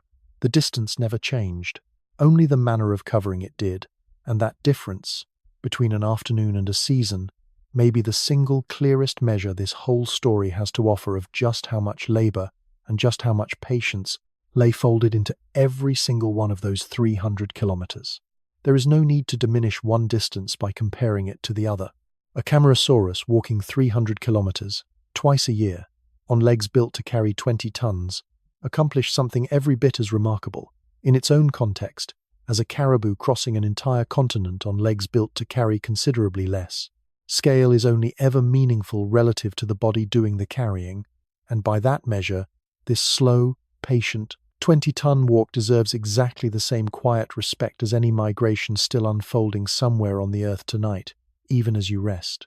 It is worth imagining, gently, the particular quality of the last days before departure, since even an unhurried animal seems, in its own way, to sense when a good season is beginning to turn. Perhaps nothing more than the faintest shortening of daylight, or a change in the smell carried on the wind from somewhere back toward the lowlands, the first hint of moisture returning to ground that has been dry for months. Perhaps nothing more than an old, inherited rhythm, the same internal calendar that had first turned the herd westward now beginning, gently, to turn it back the other way. Whatever the trigger, the herd's grazing would have begun to drift, once again, in a single accumulating direction, the same slow, unremarkable process of gathering that had marked the outward journey's beginning, now simply running in reverse. There is something worth noticing in how symmetrical this whole story turns out to be, once you step back far enough to see its full shape. A departure with no single dramatic moment, only accumulation, a journey measured in unhurried weeks rather than days, an arrival that was rest rather than triumph, and now, a return beginning the same way the outward journey began, quietly, gradually, without any clear line separating the last day of staying from the first day of leaving again. Nature, it turns out, rarely organizes its most important transitions around a single decisive moment. It organizes them, far more often, around exactly this kind of slow, patient drift, one so gradual that even the animal living through it might never have noticed precisely when the turning happened at all. There is a particular detail worth resting on here, gently, about what the isotope data can and cannot tell us regarding this return leg specifically. Fricker's team noted that in several of the sampled teeth, the enamel nearest the base, the very last layer laid down before the tooth was shed, showed values already shifting back toward the basin's own lowland signature, though not always reaching it fully before the tooth came loose. This detail matters because it suggests the return journey itself was still underway, incomplete, at the moment that particular tooth story came to an end. The animal that grew it, in other words, may have died somewhere along this final stretch home, or shed the tooth naturally partway through the walk, its replacement already growing in to continue recording a story we can no longer fully read, since no later tooth from that same specific individual survives to complete it. There is something quietly moving in that incompleteness too, an animal's own private record trailing off mid-journey, not because anything necessarily went wrong, but simply because that is where the particular, ordinary, replaceable tooth we happen to have found ran out of enamel left to write on. There is a further layer worth adding here, gently, about what these highlands may have offered beyond simple food and water, since a landscape this different from the herd's ordinary home would very likely have carried its own distinct community of plants and smaller animals, largely separate from the ones populating the basin below. Different conifer species may have thrived at this elevation, adapted to cooler, wetter conditions the lowland basin never quite offered. Different insects would have filled the air. Different small mammals moved through different leaf litter. An entire secondary ecosystem, quietly distinct from the one the herd called home for the rest of the year, briefly overlapping with it each season, only for as long as the great travelling herds remained. It is worth imagining this highland world as more than simply a refuge from hardship. It was its own complete, functioning place, with its own residents, its own rhythms, largely indifferent to the seasonal visitors passing through it, the way any well-established ecosystem continues largely undisturbed by whichever migratory guests happen to be passing through at any given time. It is worth imagining one final time what this return might have felt like from the inside. In whatever limited way we can reasonably imagine anything about an animal so different from ourselves. Less anticipation, probably, than simple, unhurried continuation. The same patient grazing and walking that had carried the herd outward, now simply reversing its direction, without any of the emotional weight we might attach to a homecoming in a story about ourselves. And yet there is something worth holding on to, in the shape of it regardless. A long effort, undertaken not once but as a repeating, reliable rhythm, season after season, year after year, the same road walked and walked again. Not because it was easy, but because it worked, because it had always worked, because the animals who walked it consistently enough to leave this evidence behind were, by definition, the ones whose lives it had successfully carried through hardship and back out the other side. The return leg, when it finally came, would have retraced much of the same unhurried rhythm as the outward journey, the same gradual drift eastward, the same slow accumulation of days, the ground growing warmer and drier again with each week, the cool highland streams giving way, eventually, to the familiar wide floodplain of home, now, if all had gone as it always had before, beginning to green again with the season's returning rains. And somewhere ahead of them, waiting in the softening mud of a river only recently returned to flow, the very first tracks of the new wet season were already being laid down, some of them, quite possibly, by the herd's own returning feet, joining an accumulating record that had already been building, quietly, for longer than the herd itself could ever have known, and that would go on accumulating for millions of years still to come, one patient season, one patient footprint, one patient tooth at a time. Let us leave the Morrison Basin now, gently, and travel forward across roughly 80 million years and a considerable distance north to a very different landscape and a very different kind of migration question entirely, one that, for decades, seemed to have an obvious answer, right up until the moment it did not. In what is now northern Alaska, along the banks of the Colville River, lies a stretch of rock called the Prince Creek Formation, laid down roughly 70 million years ago during the very last stretch of the age of dinosaurs. When paleontologists first began finding dinosaur bones here in meaningful numbers in the 1980s, the discovery itself was already strange enough to reshape old assumptions. This was, and remains, the northernmost significant concentration of dinosaur remains ever found, evidence that these animals had lived not just in warm, temperate landscapes, but well above what would then have been the Arctic Circle, in a world of long, dark winters entirely unlike the tropical swamps so many people still pictured when they imagined a dinosaur's home. It is worth pausing, gently, on exactly how this particular latitude compared to the Arctic Circle we know today. since the continents themselves have drifted considerably since the Cretaceous, and the Alaska of 70 million years ago did not sit in quite the same place relative to the pole as modern Alaska does. Geological reconstruction suggests this stretch of ancient coastline sat somewhere between 70 and 85 degrees north, comfortably within what would have then been the Arctic Circle, regardless of the small differences in exact positioning.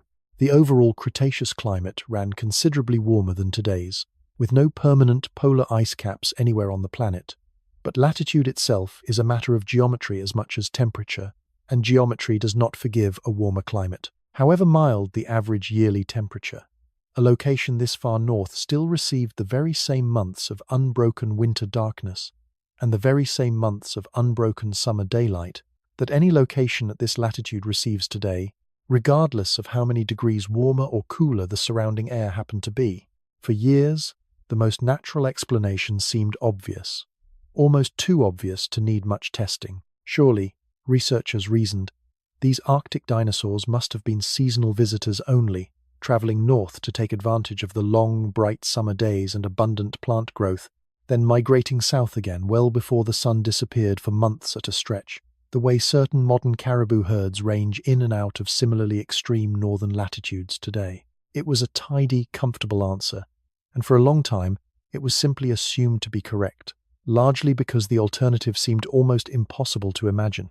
It is worth pausing on just how far such a migration would actually have needed to travel, had it truly been the answer, since the numbers involved help explain why researchers found the alternative so hard to credit at first.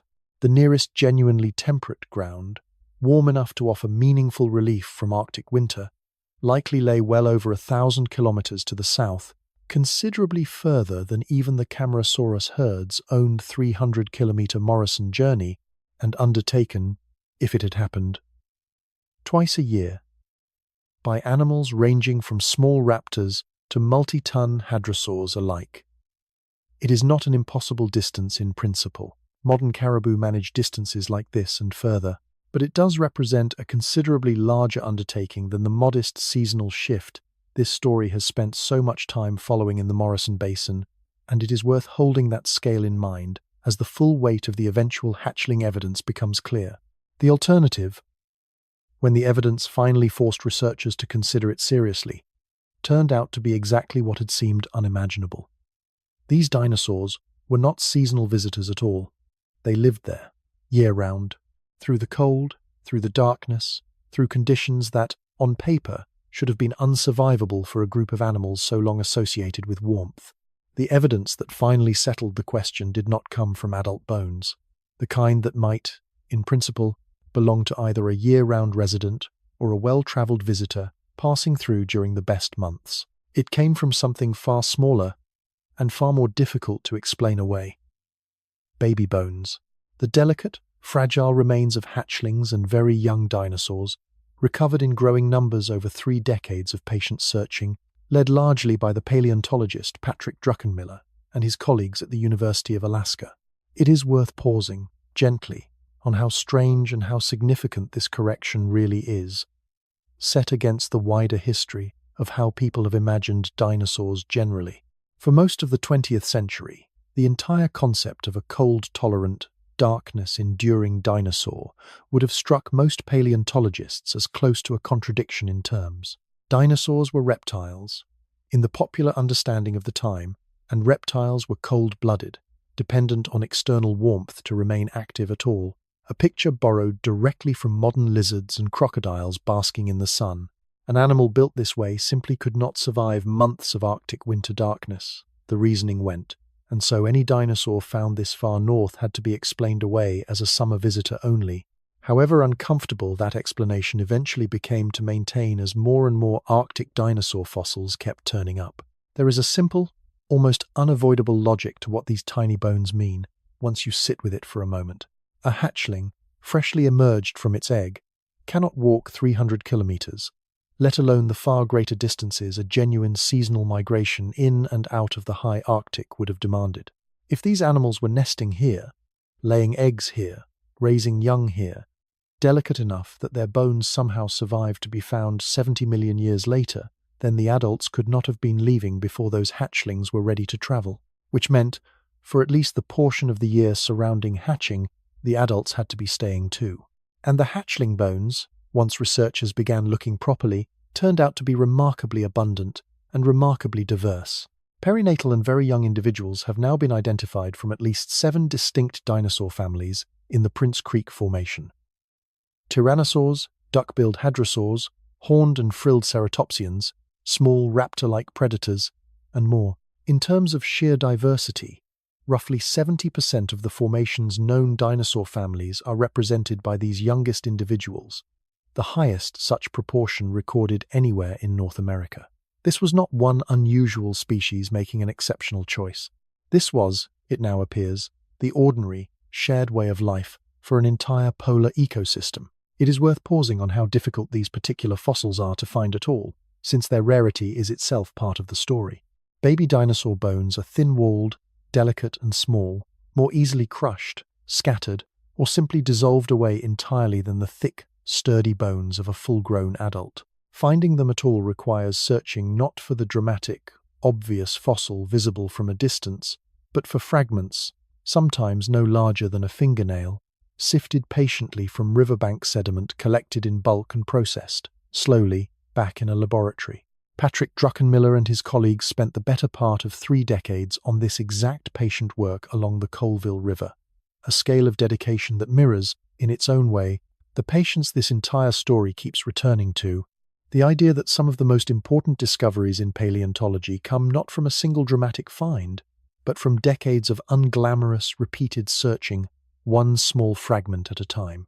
There is a particular technique worth naming here, since it is largely responsible for how these tiny, easily missed fossils are actually recovered at all. Researchers collect large volumes of loose sediment directly from the eroding riverbank, sometimes hundreds of kilograms at a time, and transport it back to a laboratory, where it is gradually broken down, screened through a series of increasingly fine mesh sieves, and washed, patiently, until nothing remains but the smallest, densest fragments, bone, tooth, and stone, sorted from the surrounding mud and sand. Technicians and researchers then examine this concentrated residue, often under magnification, piece by piece, searching for the telltale shine and texture of fossilized bone among what is otherwise a great deal of ordinary rock. It is slow, repetitive, unglamorous work, closer to sorting grains of sand on a beach than to the dramatic image of a fossil skeleton emerging whole from a hillside, and yet it is precisely this kind of patient, granular searching that first revealed just how many young dinosaurs were actually living and dying and being preserved in this remarkable stretch of Arctic riverbank. The Colville River itself deserves a moment of attention, since it is, in its own right, one of the more remarkable natural laboratories in modern paleontology. Each spring, the river's ice breaks apart, and its banks erode further, a process repeated every single year, patiently exposing fresh rock, and with it, fresh fossils that had lain buried and inaccessible only months before. Researchers returning to the same stretch of riverbank year after year are, in effect, given a new page of the same 70-million-year-old book to read each time they arrive, the river itself acting as an uncommonly reliable, if slightly unpredictable, research partner. It is worth pausing here, gently, on what year-round residency in a place like this would actually have demanded of these animals, because the conditions were genuinely severe, whatever the era's warmer overall climate might suggest. Studies of fossil plant life from the formation indicate an average annual temperature in the range of 6 degrees Celsius, comparable, roughly, to a modern city like Ottawa, a place that still experiences real winters, real snow, real cold. And unlike Ottawa, this landscape, sitting at such a high latitude, would have experienced something no temperate city ever does. Months of genuine, uninterrupted winter darkness, the sun simply failing to rise above the horizon at all for a significant stretch of each year, followed, in summer, by the reverse, weeks of light that barely dimmed even at midnight. There is a further detail worth adding about how researchers actually arrived at that 6-degree estimate, since it comes from an unexpectedly delicate source. Fossilized leaves, it turns out, carry their own quiet climate record, their physical shape, the density and arrangement of tiny pores across their surface, shifting in reliable, measurable ways depending on the temperature and humidity a plant experienced while it was alive.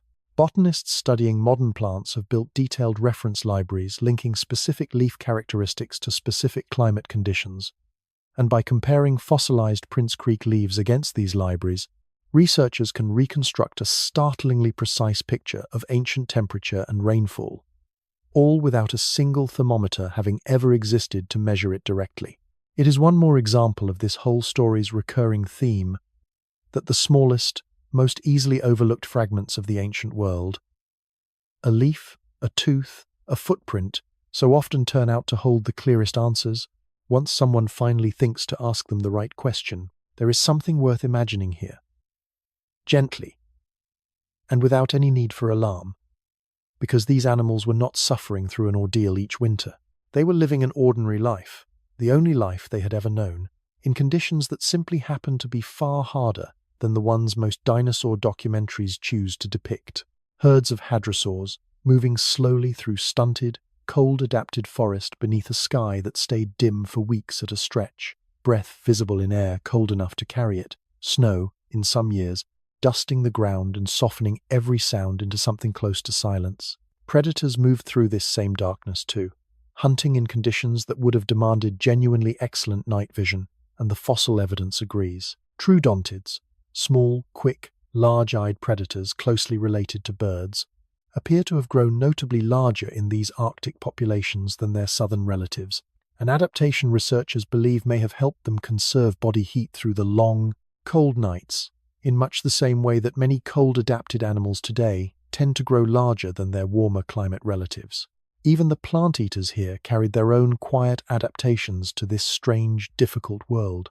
Pachyrhinosaurus, a relative of Triceratops found in these Arctic beds, carried no true horns at all, unlike its more famous southern cousin, but instead thick, rounded bony bosses above its nose and eyes, a different solution to whatever purpose horns and frills served further south, shaped by a population that had been isolated, generation after generation, in this particular corner of the Cretaceous world. The hadrosaurs of this same formation, duck-billed and herding, would have faced the harshest practical burden of Arctic winter directly, since their entire way of life depended on finding enough plant matter to sustain genuinely enormous bodies through months when the sun barely rose at all.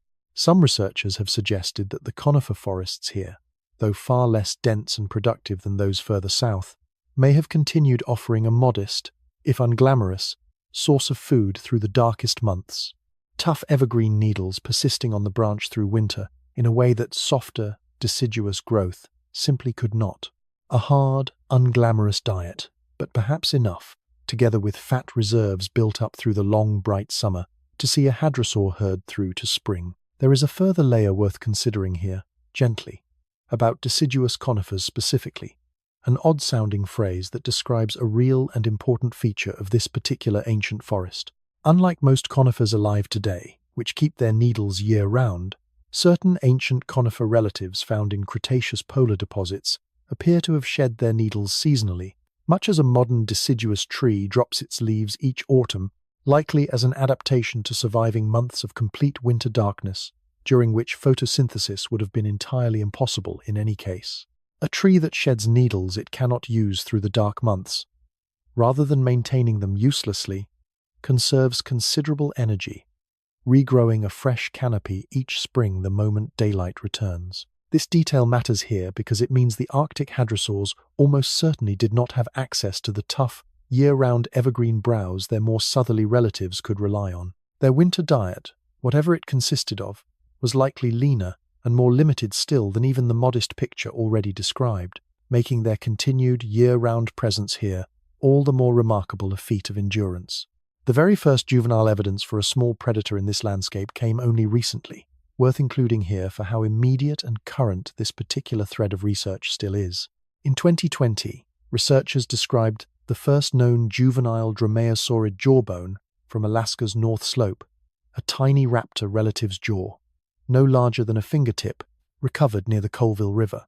Before that single fossil surfaced, researchers had generally assumed dromaeosaurids, the swift, clawed, bird-like predators related to Velociraptor, merely passed through this Arctic region during migrations of their own, hunting whatever prey the season offered before moving on. The discovery of a genuine juvenile changed that assumption in an instant, offering the first physical proof that these small, agile hunters were nesting here too, not simply visiting, joining the herbivores they preyed upon in making this harsh, extraordinary landscape their permanent, year-round home. It is worth returning, one more time, to the hatchlings themselves, because their existence answers a question this story has been circling for some time now without quite naming it directly. If year-round residency was truly the pattern here, then incubation itself, the months an egg needs to develop before hatching, becomes a kind of built-in explanation for why migration was never a realistic option in the first place. Estimates for dinosaur incubation periods range from roughly 3 to 6 months, depending on the species, a span of time that would have made any long-distance seasonal migration, timed around nesting the way many modern migratory birds manage it, logistically almost impossible. An adult cannot easily abandon eggs that require months of steady incubation, and newly hatched young, however precocious, cannot easily undertake a journey of hundreds of kilometers within their first weeks of life. The biology itself, quite apart from any question of hardship or preference, seems to have locked these particular populations into staying. It is worth adding gently that this same incubation constraint may help explain why the Camarasaurus story and the Prince Creek story turned out so differently, despite both populations facing a genuinely hard season. A Camarasaurus egg, once laid, likely incubated across a period considerably shorter, relative to the length of the basin's dry season, than the Arctic incubation window was relative to the polar winter's darkness. If Camarasaurus hatchlings emerged early enough in the season to grow strong before the worst of the drought set in, travel remained a viable option for the adults, even while young were present. If Prince Creek's dinosaurs, by contrast, needed the greater part of an entire short summer simply to bring their eggs to hatching, there may never have been a viable window in which the adults could safely leave at all. Migration foreclosed not by preference or courage, but by the unforgiving arithmetic of how long a Cretaceous Arctic egg actually needed to develop before it was ready to hatch. It is worth sitting, too, with what the long polar night itself might actually have felt like, stretched across weeks rather than a single long evening. Not absolute darkness, in the way a sealed room is dark. Even at the depth of winter this far north, a persistent twilight glow often lingers near the horizon for some hours around midday, and on clear nights, the aurora, the same shifting curtains of green and violet light visible in the high Arctic today, would have moved silently overhead, casting faint, shifting color across snow and frost-rimed conifer alike. It would have been a strange, beautiful, difficult world to live in. And yet it was, for these animals, simply the only world they had ever known, no stranger to them than an ordinary changing season is to any creature that has never lived anywhere else. There is a reasonable question worth pausing on here too, gently, about how these animals actually found enough to eat through such a long stretch of darkness and cold, since plant growth itself would have slowed dramatically, or stopped almost entirely, for months at a time. The honest answer is that researchers are still refining their understanding of this exact detail, piecing it together from fossilized plant remains, from the growth patterns preserved in fossil wood, and from careful comparison with the handful of modern animals that manage something similar today. What does seem clear is that these dinosaurs were not simply enduring a uniquely brutal ordeal unlike anything modern biology can help explain. Reindeer, and their close relative the caribou, still winter successfully at extreme northern latitudes today, subsisting through the darkest months on lichen dug from beneath snow and whatever tough, low-growing vegetation persists through the cold. It is entirely plausible that Arctic hadrosaurs managed something broadly similar, a hard,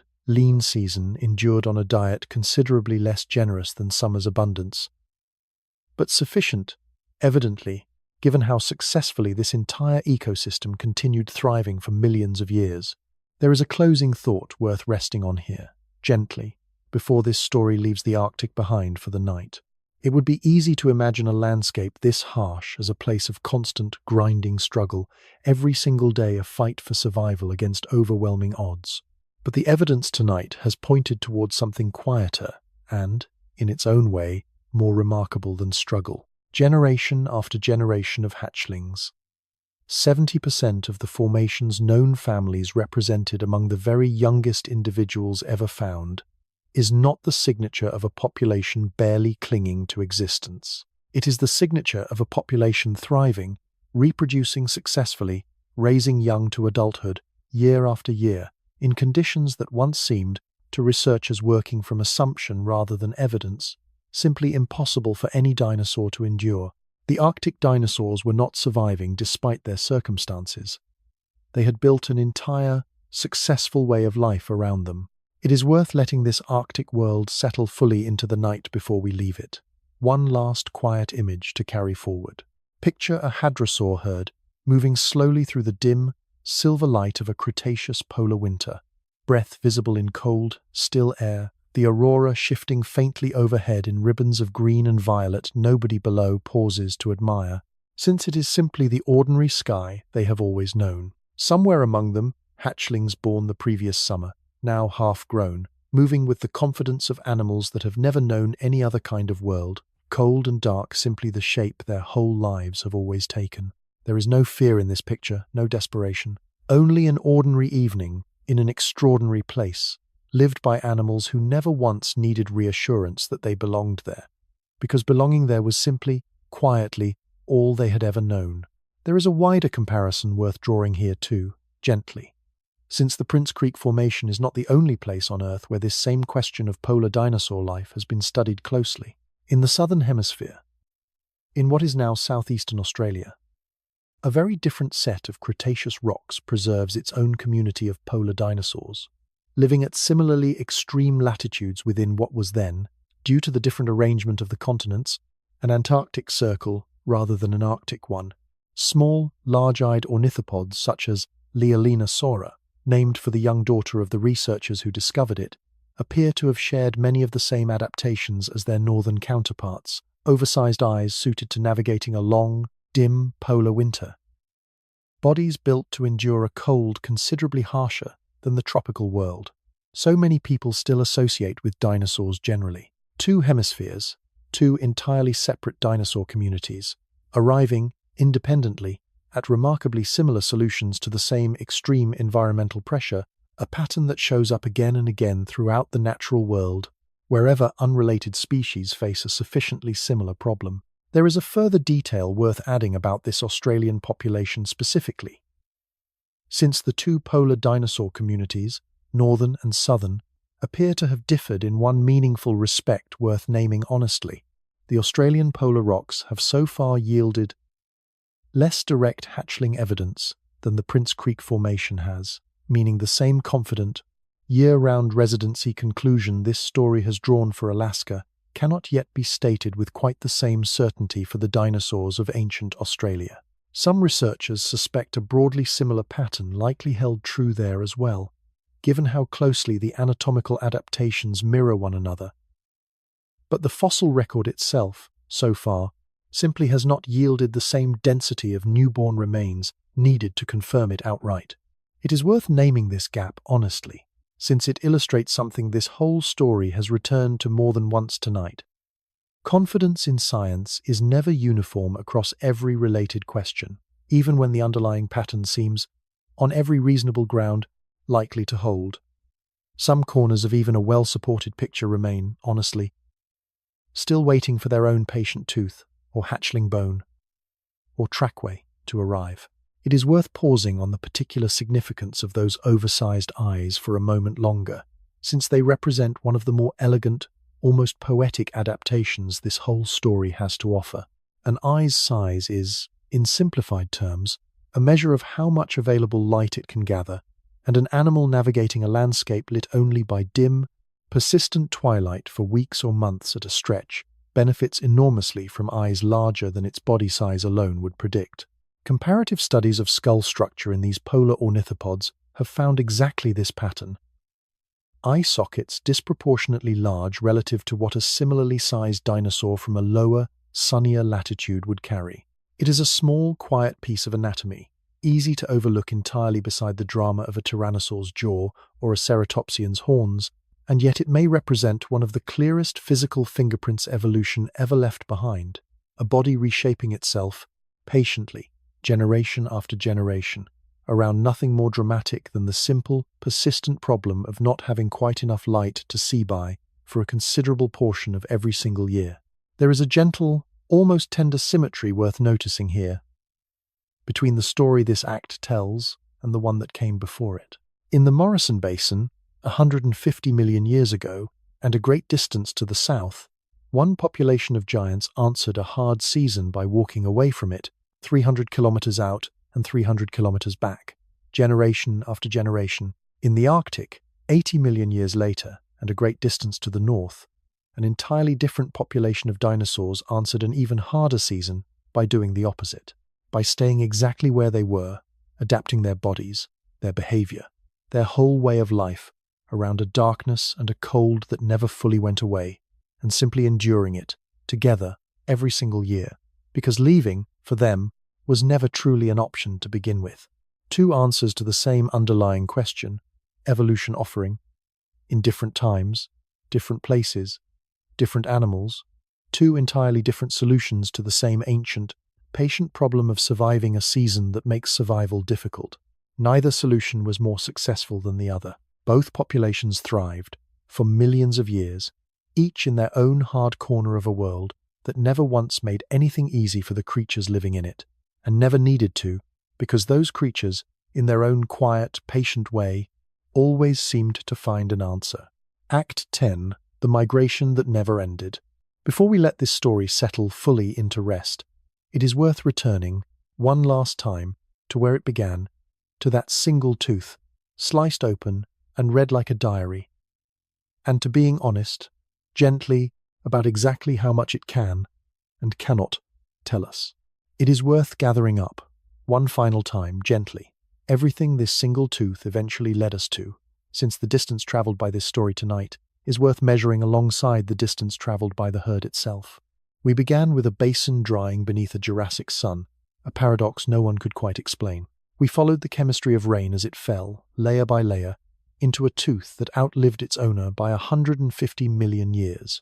We walked, in our own imagination, alongside giants moving unhurriedly toward cooler ground, past predators and pterosaurs, and small, unseen mammals, across rivers and shifting terrain, all the way to a highland rest that was never a triumph, only ever a pause. We crossed 80 million years, and half a world to a darkness. No creature this size was ever supposed to survive, and found it thriving there anyway, quietly, generation after generation. And we arrived, finally, here, at an ending that isn't really an ending at all, but a quiet continuation, carried forward on wings. Henry Fricker himself, whose careful work with those 32 Camarasaurus teeth gave us the clearest direct evidence of dinosaur migration paleontology has ever recovered, was careful in his own published conclusions not to overstate what the isotopes could prove. The evidence, he noted, strongly supports the idea that these animals undertook genuine seasonal migrations. It does not, on its own, require that every Camarasaurus made this exact journey, every single year, without exception.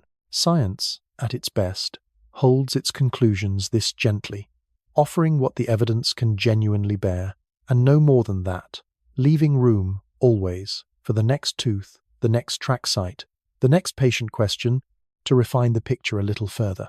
There is a broader habit of mind worth naming here too, one that extends well past this single study, since it describes something about how good science tends to proceed in general, however dramatic any single headline about it might later sound.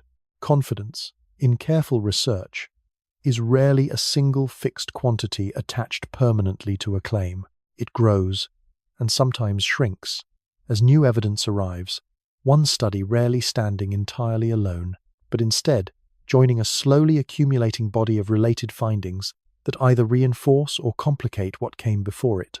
The Camarasaurus migration story you have been following tonight rests on isotope evidence from 32 teeth, corroborated by entirely independent trackway evidence from 5 different countries, corroborated further still by anatomical and ecological reasoning about diet, herd structure, and skeletal engineering. No single piece of that evidence, on its own, would be quite as convincing as the whole assembled picture.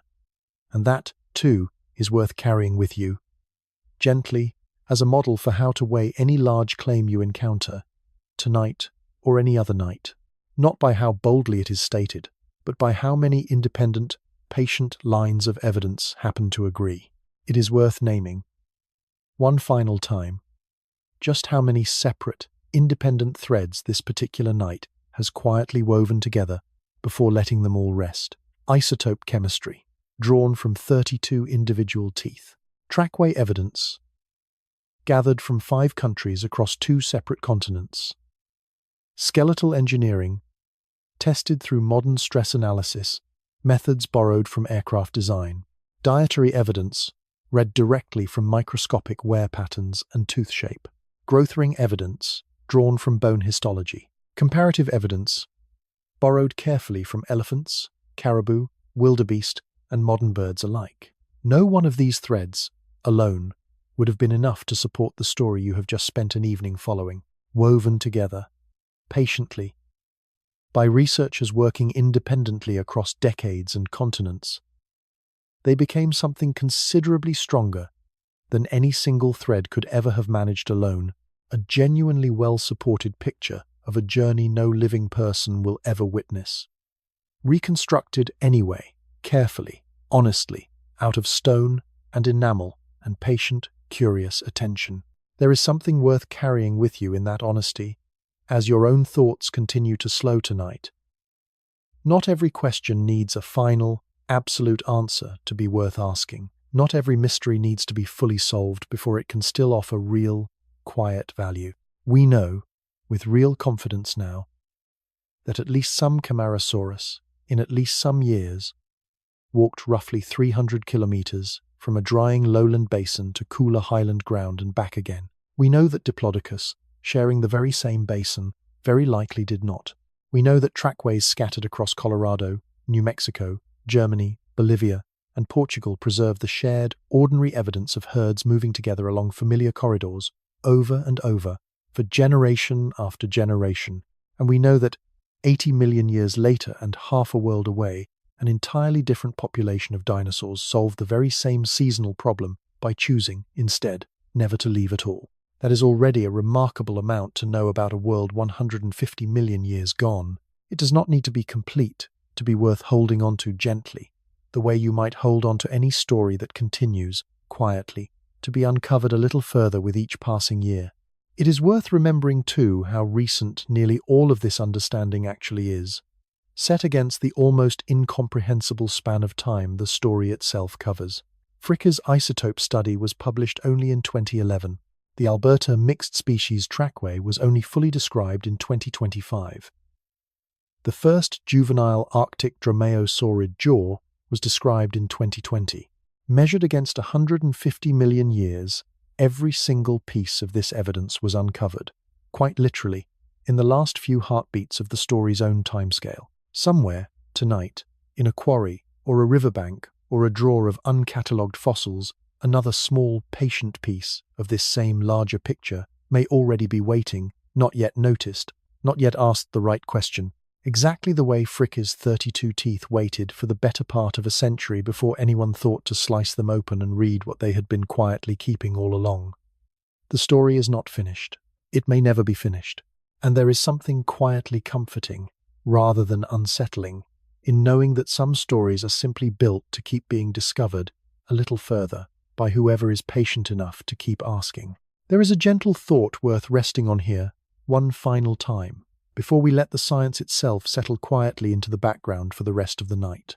Every fact this story has offered you, the isotope drift in a Camarasaurus tooth, the spoon-shaped versus peg-like teeth, the megatrack sites scattered across 5 countries, the hatchling bones of the Arctic, was, at some point, sitting exactly where you are now, unknown, unread, waiting patiently in rock or bone or enamel for someone curious enough to ask the right question of it.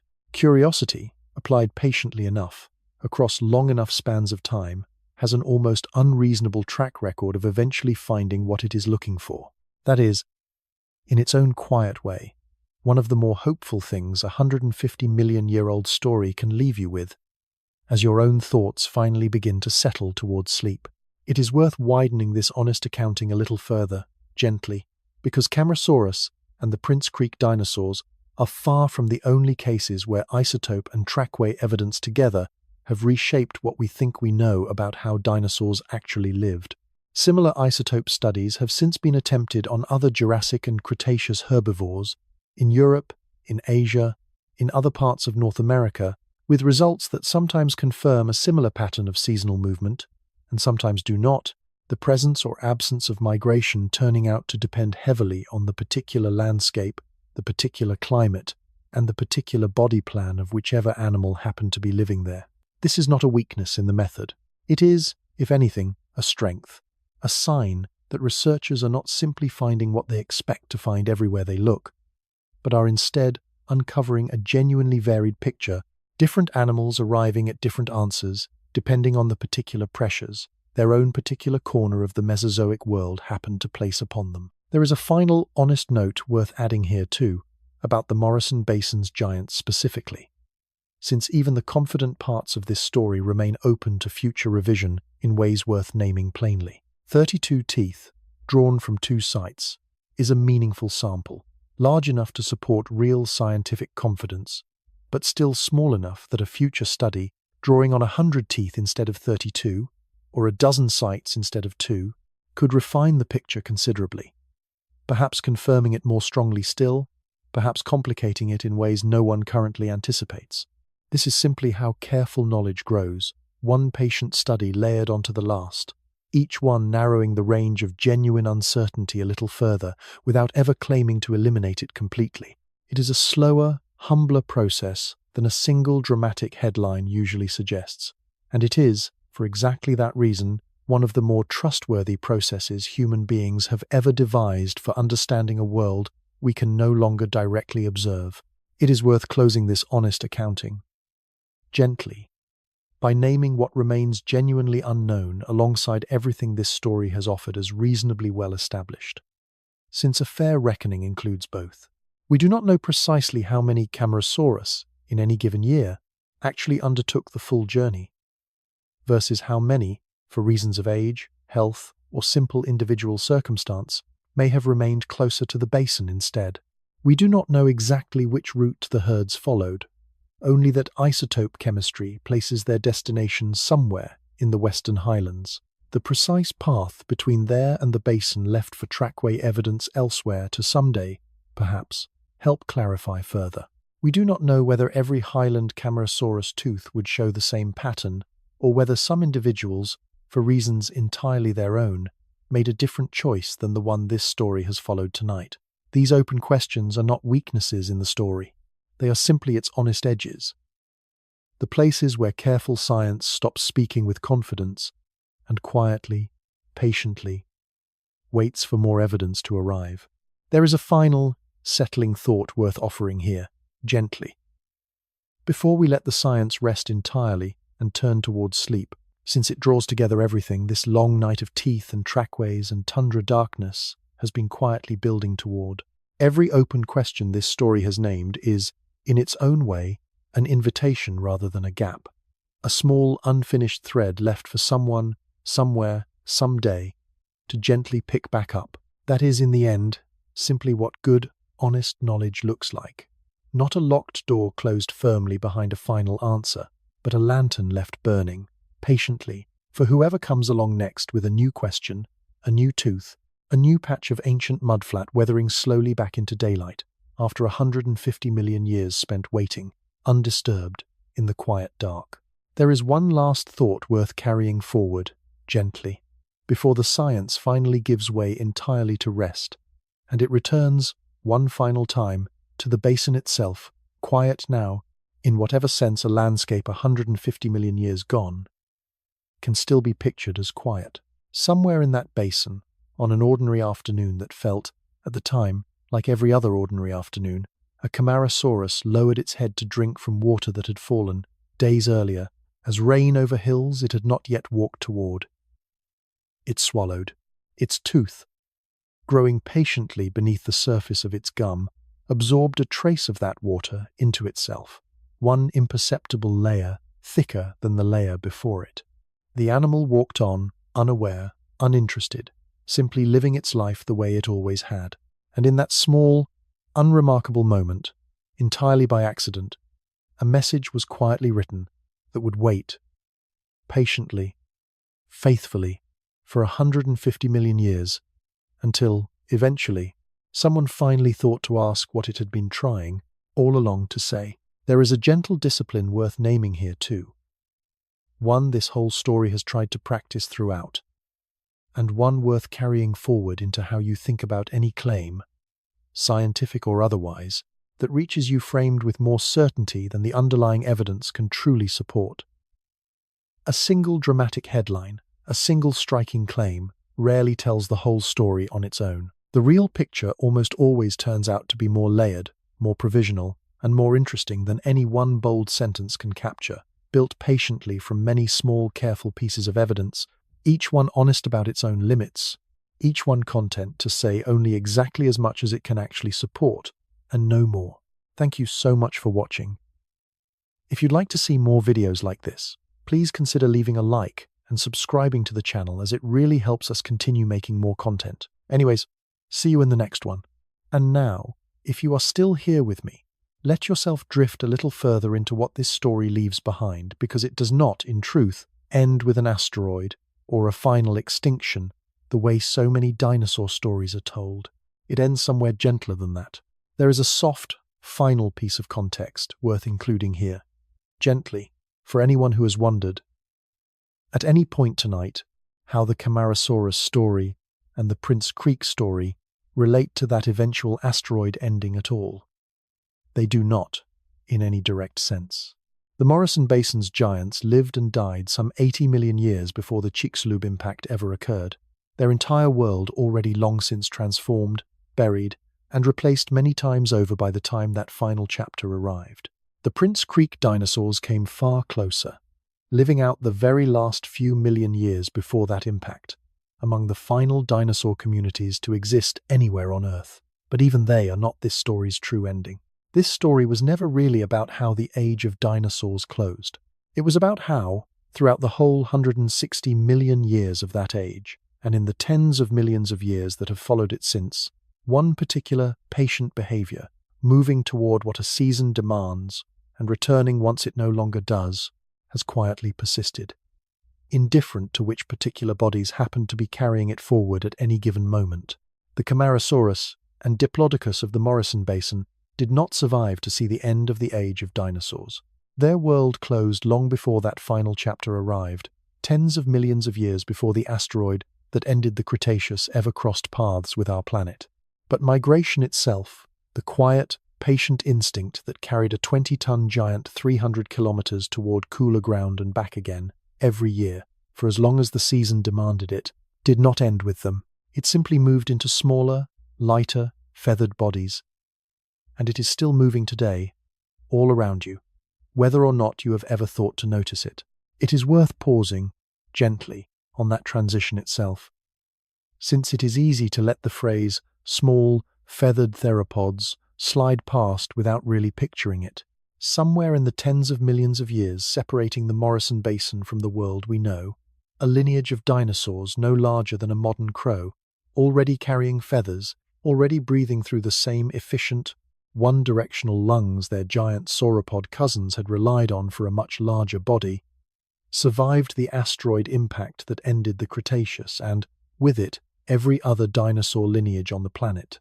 We do not know exactly why this particular branch survived when so many others did not, though small body size, adaptable diets, and the ability to fly to safety are all thought to have played some part. What we do know, with real certainty, is that everything that makes a bird today, its light, hollow bones, its efficient lungs, its feathers, its habit of returning, season after season, to nesting grounds, it may never consciously remember, but somehow finds, anyway, descends directly from exactly the same evolutionary toolkit.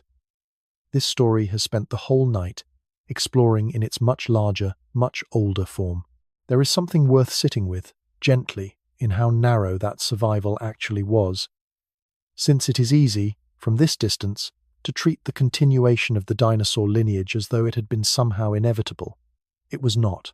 The asteroid impact that ended the Cretaceous, eliminated roughly 3/4 of all species living on Earth at the time. A devastation so complete that entire major branches of the evolutionary tree, branches that had thrived for tens of millions of years, simply ended, with no descendants at all remaining to carry them forward. The small, feathered theropods that did survive were not obviously destined to succeed where so many others failed. They were, in all likelihood, simply fortunate in the narrow, specific ways that happened to matter most in that particular catastrophe. Small enough to need less food during the lean years that followed, adaptable enough to eat whatever remained, and in at least some cases, capable of leaving a devastated landscape behind entirely on wings the rest of their relatives never had. It is worth holding both truths together gently, the sheer improbability of that survival, and the sheer scale of what eventually grew from it. Every single bird alive today, tracing its whole existence back to a narrow, uncertain moment that could very easily, by any reasonable measure, have gone the other way instead. Every bird alive today descends from a branch of small, feathered theropod dinosaurs that survived what the Morrison giants and the Arctic hadrosaurs alike did not. And many of those birds, it turns out, are still doing exactly what their ancient relatives were doing, walking the Morrison Basin, still doing what the Arctic dinosaurs were doing in their own way too, only now with the added freedom of wings. Somewhere tonight, an Arctic tern may be crossing open ocean partway through the longest migration of any animal on Earth, a journey stretching from one pole to the other and back again each year, a distance so vast it makes even the caribou's 5,000 kilometers look modest by comparison. Somewhere, a bar-tailed godwit may be resting after a single, unbroken flight of more than 10,000 kilometers across open Pacific water. No land beneath it at all for the entire journey, fueled by nothing but reserves built up before departure, in an echo, however distant, of a Camarasaurus setting out toward hills it had walked toward many times before. The bodies have changed almost beyond recognition. 20 tons has become a few hundred grams. Hollow hip bones have become hollow, feather-lined ones, but the underlying instinct, the quiet, patient willingness to walk or fly, an extraordinary distance because the season demands it, and to come home again once it no longer does, has never actually stopped. It only ever changed its shape. Even the hollow bones themselves carried forward, largely unchanged in their basic engineering, from a 20-ton Camarasaurus vertebra to the impossibly light skeleton of a bird, small enough to rest in your open hand. The same air sac system that once helped a sauropod breathe efficiently enough to fuel a months-long walk now helps a godwit extract every possible advantage from each wing beat across an ocean, crossing lasting the better part of a week without rest. And the Arctic itself, the very landscape where our Cretaceous hadrosaurs and tyrannosaurs once endured months of winter darkness rather than migrate away from it, remains today one of the most important migratory destinations on the entire planet, drawing millions of birds north each summer for exactly the resource abundance and exactly the long daylight that once anchored an entire ecosystem of dinosaurs in place, year after year, for as long as the Cretaceous world allowed it. There is a particular, quiet irony worth sitting with here, gently, before this thought completes itself. The Prince Creek dinosaurs stayed in the Arctic because leaving was never truly an option for them, biology itself locking them into year-round residency through the simple, unforgiving arithmetic of incubation and hatchling vulnerability. The birds that fill that same landscape today do the very opposite, traveling enormous distances specifically to reach it, drawn north each summer by exactly the resource abundance their ancient relatives once had no choice but to wait out in place for.